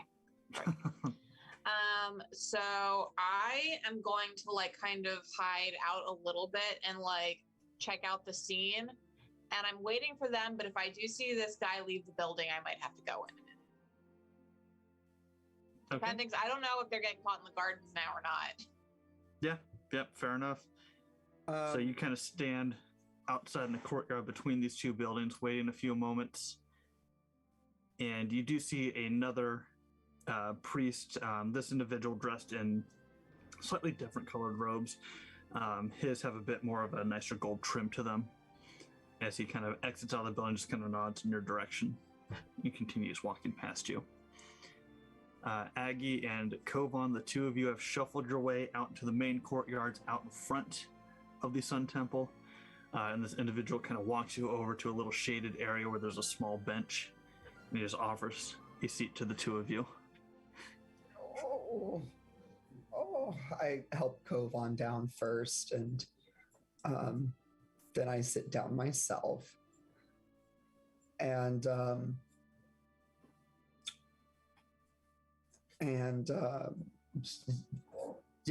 I just look at the dude and I'm just like, oh, thank you so much, young man. And I just pat Kovaan on the hand and say, isn't this young man just the kindest? He is an example. And I start opening the book. How about we go over character creation today? Wow, this just got really meta. And the priest just kind of nods, and he walks back towards the entrance of the Sun Temple, but he doesn't go back in. He just kind of positions himself outside the doorway so he can keep an eye on the two of you. But he's far enough away to where he probably can't hear your conversation. He's just kind of looking in your direction and then looking off along the road as well. Awesome. So then, as soon as he's out of earshot, I'm going to look at Kovaan and like still with the lovey-dovey eyes and all of that, like keeping up the external appearance. But I'm going to just be like, all right, so this has been a big change of plans. I don't see this road. Can I make a vigilance check to see if I see the road that was mentioned? See if I know where we should go? Oh yeah, you wouldn't even need a vigilance check with how much time you spent in Thistle Hold and in the Sun Temple. You would know that it's the road that runs behind the Sun Temple. And so right now we are in front of the Sun Temple, right? Correct. You're in front of it, and basically where you're at, you're in front of the small open courtyard that goes into the main Sun Temple building, and just beyond that, there's another small dome building behind, and that's the building that Keen was heading towards. Gotcha. All right, so I'm going to look at Kovaan and just be like, I wonder if now at this point, considering we are being watched, I wonder if we shouldn't instead create a diversion for Keen and allow her to get in and get out quickly and quietly, because I trust in her skills. What kind of diversion? It seems like we've got this gentleman tied up, just observing us. Yes. This gentleman is tied up, but I wonder if how good are you at pretending to die?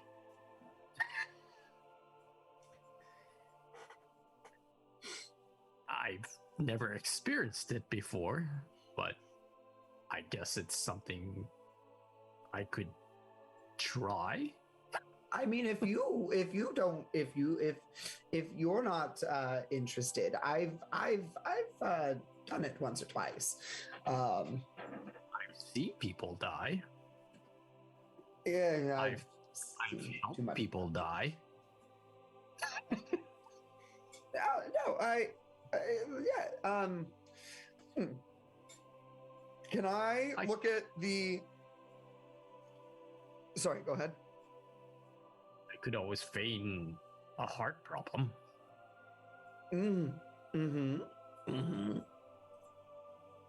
That is a good idea.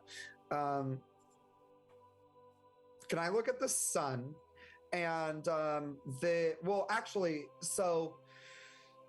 so the window of time that this dude is gone, it's very, very, very specific, right? It's like right at noon, you said? It's during morning mass and evening mass is when that second building clears out per the note. Okay, great. And so is that going to be indicated by anything? You would assume that mass is taking place once you saw the group of individuals heading towards that one room, with the mention of Bob getting ready to lead the prayers. You assume that mass is happening currently. Okay, it is currently happening. So it just started. And we know about how long it is, right? Yeah, you would know that it's probably about 10 to 15 minutes or so. Okay, stunning. So we're going to listen to mass, or I'm going to listen to mass from outside. And we're going to continue doing our whole shenanigans. But also, is it loud enough to hear from out here? Because, I mean, they echo cathedrals. Give me a vigilance check if you would. Will do. That's a big pile of nope.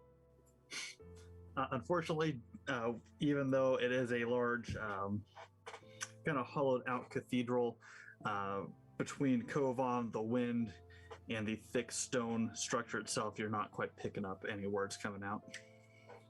All right, then just at the beginning of when we first sit down and yeah, like once I hear just chatter and noise coming from there, I can't discern any of it, but I'm gonna go ahead and since I know the priest is watching, I'm going to just tap Kovaan on the knee and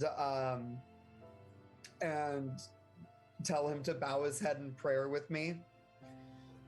And I'm just going to, under my breath, say, okay, halfway through Mass, I think it might be a good idea for one of us to have a heart attack. And hopefully, if anything, it might buy Keen some extra time. How does that sound? I could do that. Yeah? Yes. Amen. Okay.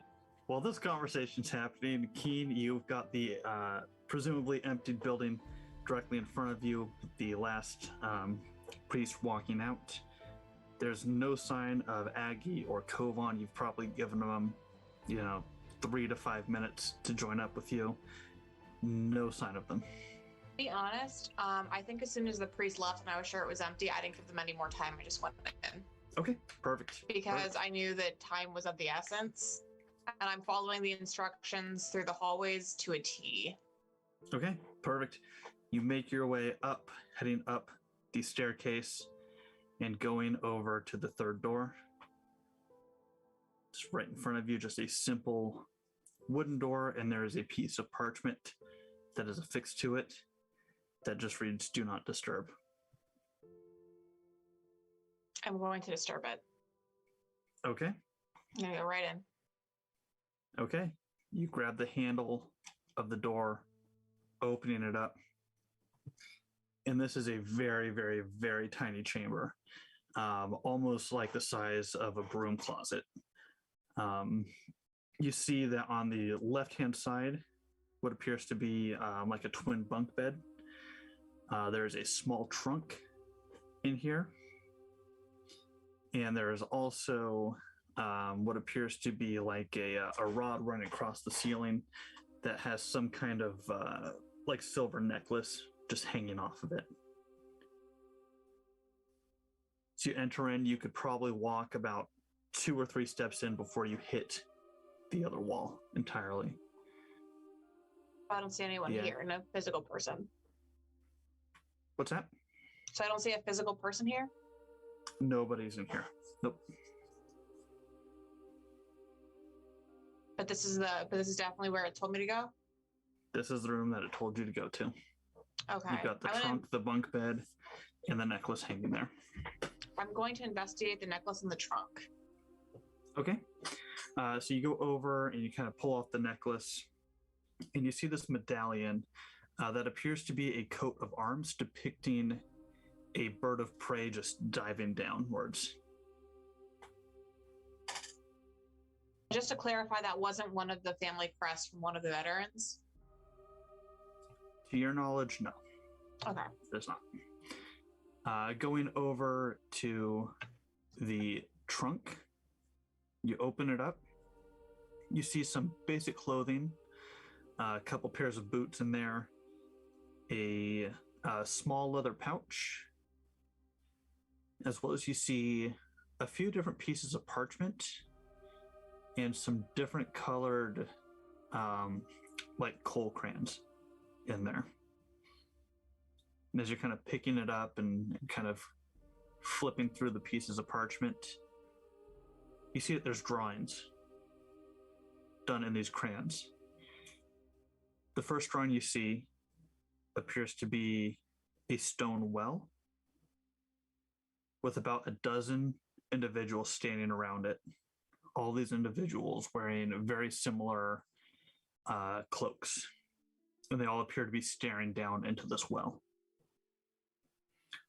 The second drawing that you find is a portrait, only about half finished, depicting a female-looking individual with very elven-like characteristics.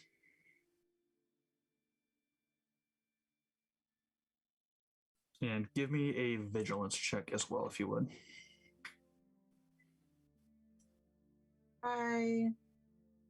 That is an 11, I believe, out of 11. Let me look. Vigilance? Correct. Oh, never mind. 11 out of 7. Okay, no worries. That is all that you find within this trunk currently. Okay. Did it look like the trunk has been disturbed recently? Not at all. I'm going to at least open the pouch, too. Okay. You open up the pouch and you see about 13 shillings and 8 ortegs in this pouch. Got it. Okay. And this is all that I see, or just these items? That's all you see in the trunk. There's also a small bunk bed off to the left-hand side. The bed itself appears to be made, got a couple pillows on it, and then you just had the one necklace hanging off the rod. I'm at least going to check the mattresses and make sure nothing's under them. Okay. You kind of begin slipping your hand underneath the mattresses. Going underneath the top bunk, you don't feel anything. Underneath the bottom bunk, you reach in, and you feel what appears to feel like a leather-bound book. Taking that. Okay. Pull the book out. I'm just going to slip that away because I don't think I have enough time to investigate it. And I'm trying to figure out, can I do a roll to see if I get a general sense of what can I take from this room without alerting attention? Or if actually, is there anything in this room that would open a secret door? I think that's what I'm going to look at. I'm going to have Muffin help me. Looking for some type of secret entrance or secret door? Okay. Yeah, anything. Give me another vigilance check if you would. I'll give you a -2 to this since you have Muffin helping you as well. Excellent. Thank you. Okay. Ooh. That is a -1 if Muffin is giving me a -2. Oh, excellent. I rolled a 1. Okay. You're not seeing any type of like secret entrances or pathways that would lead out of this room itself. Mhm. However, you see Muffin kind of their little leg is kind of sticking up out of the trunk as they're kind of down in there digging around. And as they're kind of scratching at the trunk, you hear what sounds like a little bit of metal being dragged across the wooden trunk itself. Like Muffin's grabbed something and just kind of sliding it around within the trunk. I'm gonna see what's going on. Okay, you go over there and you see Muffin has kind of pulled away some of the clothing that was folded up in there, and there is a small key that was buried underneath some of the clothing. Okay. I'm gonna grab that for sure. Okay. I'm guessing it doesn't have something like storage closet written on it in big fancy letters. So Nothing like that, no. And just from my recollection, all that note said is that what I was looking for was there. Was in this room Not specifically. that a person was here. Correct. Okay. I think I am going to take the drawings. Okay. The parchment.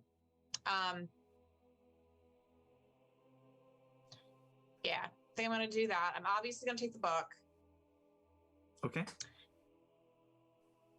Go ahead and I'm sorry. sorry. Go ahead and give me a cunning check too, if you would. Okay. Oh, I got a 1 again. A 1 again. Excellent. So as you're kind of looking at these pieces of parchment and the note and just kind of thinking back to everything, you get the sense that this is probably Anadia's room. The one that Dezebo was going to give you access to for calming the tensions. I'm sorry, what kind of room did you say? This is Anadia's room. Oh, Anadia's room. Mm-hmm. You get the Meaning- sense that this was her room. Understood. Meaning, if we had just like talked to somebody, we would have had to not. We wouldn't have had to break into the room. Dezebo was going to give you access to the room for calming the tensions between Sarvola and the other individuals. However, whoever gave you that note let you know when the building was cleared out, so you could walk in and do what you got to do. Just in case, I'm also going to take whatever money is in the pouch so that if somebody comes in here, they think it was just a normal robbery. If they notice, they might not even notice your stuff's gone. But Okay. But from what you can tell, you've cleaned out everything you can from this room. I'll say Sounds it's like probably been about 7 minutes or so since you came gonna- in and saw that priest leave. yeah, I'm going to book it as much as possible. Okay. Are you leaving the door open or shutting it behind you as you leave? I'm going to leave it shut the way I found it. Okay, perfect. Closing the door behind you. And easy enough, you make your way back down the staircase. And you see the entryway out into the courtyard where you first walked in.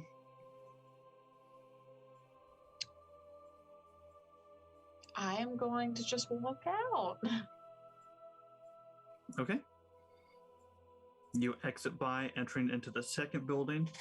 At this point, you see, you can hear what sounds like mass itself beginning to kind of wrap up.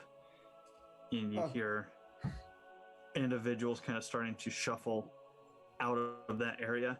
Aggie and Kovaan, you can hear a bit more activity coming from within that first dome. And then Aggie's all like, "Oh shit, that's our cue, and so yeah, Aggie's just going to look over at Kovaan and just go, darling, are you okay?" And I'm gonna put my hand on Kovan's back and like my hand on his chest. And I'm just going to be like, darling! I'm going to drop the book on the ground and kind of clutch at my chest. Oh dear. I'm not feeling too well. No, not again! Not again! And I'm just Aggie, gonna... give me a persuasive roll with a -3 to this since Kovaan is acting it out with you here. Oh God. Oh no. Even with a -3, that's still a 12 out of 10. Oh no! Oh no! Aggie, you're hunched over Kovaan, just kind of holding your chest there, and the priest just kind of looks over. You look fine to me. It looks like he's still breathing all right. This is medical discrimination against the elderly. I'm gonna kind of just slowly slump off the bench and onto a knee. I'm not doing too well. No! After 40 years! And the priest just kind of comes huffing over and just, all right, sir, let's just lay down here. And he kind of puts his fingers on your neck. Your pulse feels completely fine. Are you sure? There's this pain right here. I'm going to lie down like you said. I'm gonna lie down. Also, can you let us know, like, the moment we see Keen come back through this? But yeah, I'm just going to be like, oh no, this isn't the first time. It's happened before. And, oh my goodness, we spent 3 days at the medics. Oh my goodness. Oh, I'm so worried. I hope those medics didn't charge you too much, because clearly they don't know what they're doing over there. Sir, you look fine. Your color's normal. Keen, are you doing anything inside the dome, or are you just kind of walking out? I feel like as I can hear like what's obviously happening, I'm just gonna slip out. And like I'm gonna like try and like gesture to Kovaan on my way out. I feel like as a coven we have like a sort of a spidey sense for the other when like, you know, it's kind of like that Always Sunny in Philadelphia episode when like they lock eyes across a room. Yeah. Yeah, we kind of have that. So you're slipping straight out. Aggie, you're kind of keeping an eye on Kovaan, this priest, and on the doorway, and you do see Keen, clear as day, walking out. Awesome. So yeah, then I'm just gonna go ahead and like be like, oh, pick up the book and see the page and be like, oh no, honey, we were reading something scary. I think you might just be having a panic attack again. It's okay. It's okay. Breathe. I'm gonna look at the priest and be like, can you go get us some cold water, please? That usually helps. Is that all it is? I think so. Just that book again? Here, but I love that book. I know. We got to the scary part again. It's okay. Here, with me. How far is the guy from us at this point? At this point, he's probably about 10 feet away, just kind of looking back, and water coming up. So I'm going to whisper to Aggie. Thank you. What? I think Keen is good. We could leave soon. Yeah. I know. I needed a way to get us out of this. I'm breathing with her. Do you feel like you have the strength to sit up? I'm gonna prop myself up, kind of look around. Like, okay, are we ready to go? Are we good? I think I'm good. Okay, great. Let's get the fuck out of here. She's out. I think she's out too. Let's get the fuck out of here. Yeah, at this point, Keen has you're able to make your way over to them at this point if you'd like. So I'm gonna leave the dirt and leaves on me and just kind of get up with Aggie and just thank you, young man. I'm actually better than I thought. You were correct. You are a blessing. And I hail with Prios. Good. I'm glad everything worked out. Bob, where are you going? We So wait, I wasn't already gone. He did see me. Well, he had gone to get them water. He came back, and now that you're with them as well, unless you've Oh dropped no, your I'm not with them. Oh no, she slipped Oh yeah, out. I no, peed she out. she Looking out. Okay. No, Okay, I perfect.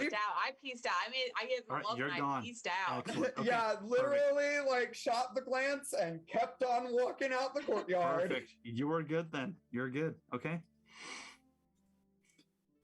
Yeah, He just kind of hand you the cold water. Very well. Yes. Praise Prios. Have a blessed day.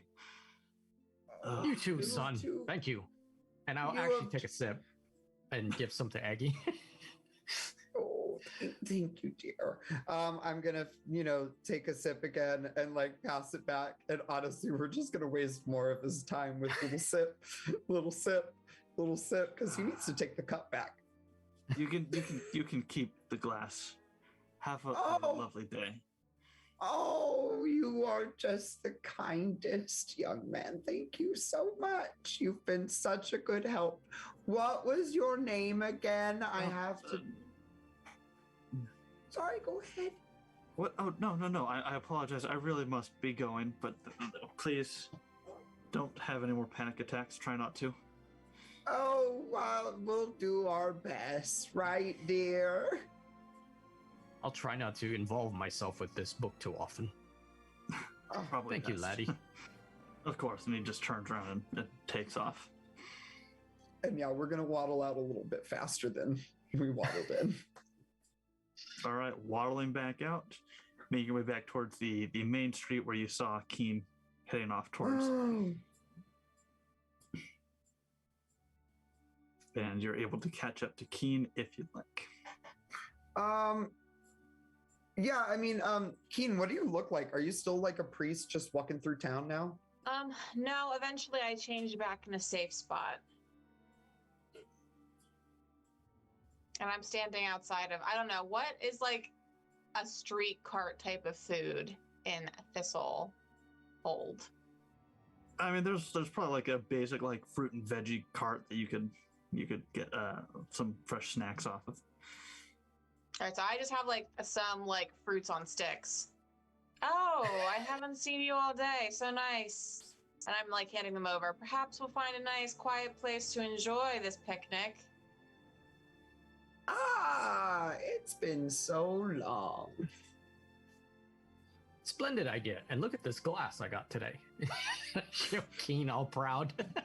Very nice. Very nice. Vintage. Oh my god. Well, after you, where would you like to go? Maybe just in a nice little clearing, some grass, a nice place for a picnic. Are there nice places for picnics here? There's no like just carved out little park areas in Thistle Hold that you've seen. Maybe we should just go back then and just take a load off, get a meal at the inn. Yes, Or stew. I think. All right. Yes. So I guess we're gonna go back to the inn. Back to the Rose Garden Inn. Okay. Easy enough. You all make your way back over in that direction. And when we come back in 2 weeks, that is where we'll go ahead and start you all off. Thank you all so much for joining us today. Super, super appreciate it. Let's go ahead and go around the table one more time. Shout yourselves out any upcoming things you got going on. Let's go ahead and start off with Coral this time. Oh. Hi, friends. My name's Coral, also known as Queer Venture Time on the internet. Twitch.tv/Queer Venture Time, Q Venture Time on Twitter. I'm really enjoying this Coral Kovaan, this Aggie Kovaan situation we've got going on here. It's starting to feel like two Eds out of the Ed Nettie situation. But yeah, at the end of the month on the stream, we're streaming all the time right now because my car is in the shop, so I have no way to work IRL. So take advantage of that while we got it. And then at the end of the month, it's my partner's birthday, and we're going to be having a big old birthday subathon celebration. And that's going to be just the biggest of blasts. So hope you can Awesome. hang out with us. Perfect. Let's go ahead and throw it over to Kelsey now. Hi everyone, I'm Kelsey, and if you want to find me on social media, you can find me at Tombs and Tomes. I love making new friends, and it's a great place to talk about books and tabletop role-playing games. Cool. And over to Keith. Hi, everybody. Thanks for stopping by. Again, you can find me on IG at I am not Kevin Bacon, on Twitch, Aloy808, and the Bird app, Aloy_808. Got nothing really going on right now, so I'm gonna try and wrangle Nate, and we'll screw around on stream someday. That we will. And I am Nate, your friendly internet DM GM. You catch me streaming here with the Initiative Order, where I'm the GM, obviously, for Symbaroum here every other Sunday. You can also catch me here on the channel this coming Friday for Cancers Against Cancer Volume 2, where we'll be doing a chaotic as fuck D&D 5th edition game, raising money for St. Jude Children's Miracle Hospital. Kelsey is actually going to be one of my players in that. Super excited. So all the players, we were all born under the Cancer sign, and they will all be playing some crab folks in D&D, and it's just going to be wild and weird, and hopefully we can raise some money for a great cause. Aside from that, you can catch me floating around on other people's channels as a guest DM. Got something coming up with Keith within the next month or so. I won't say too much right now, but super looking forward to that. Uh-oh, did I just spoil everything? Whoopsie. No, just you're good. Awesome. Aside from that, you can catch me on Instagram, dungeonmaster_discussions, where I post all kinds of nerdy stuff. And now on my own Twitch channel too, where I'm just streaming games for fun right now. If you want to come hang out and chat, do it. I'll be doing some Fallout 76 tomorrow night and Star Wars Jedi Fallen Order on Tuesday. So hopefully start doing some charity stuff with that once I get more comfortable with running the whole tech side of my own streams. It's still kind of a weird experience, but we'll see. Until next time, everybody, thank you all so much. Thank you to our wonderful sponsors. And for those new, jump in our Discord. Come hang out with us. We run free-to-play community games every month with the Initiative Order. If you want to check out some different systems and meet some awesome people, come hang out. We'd love to meet you. Until next time, everybody, stay safe, stay healthy, and we'll see you all in the next adventure. Good night.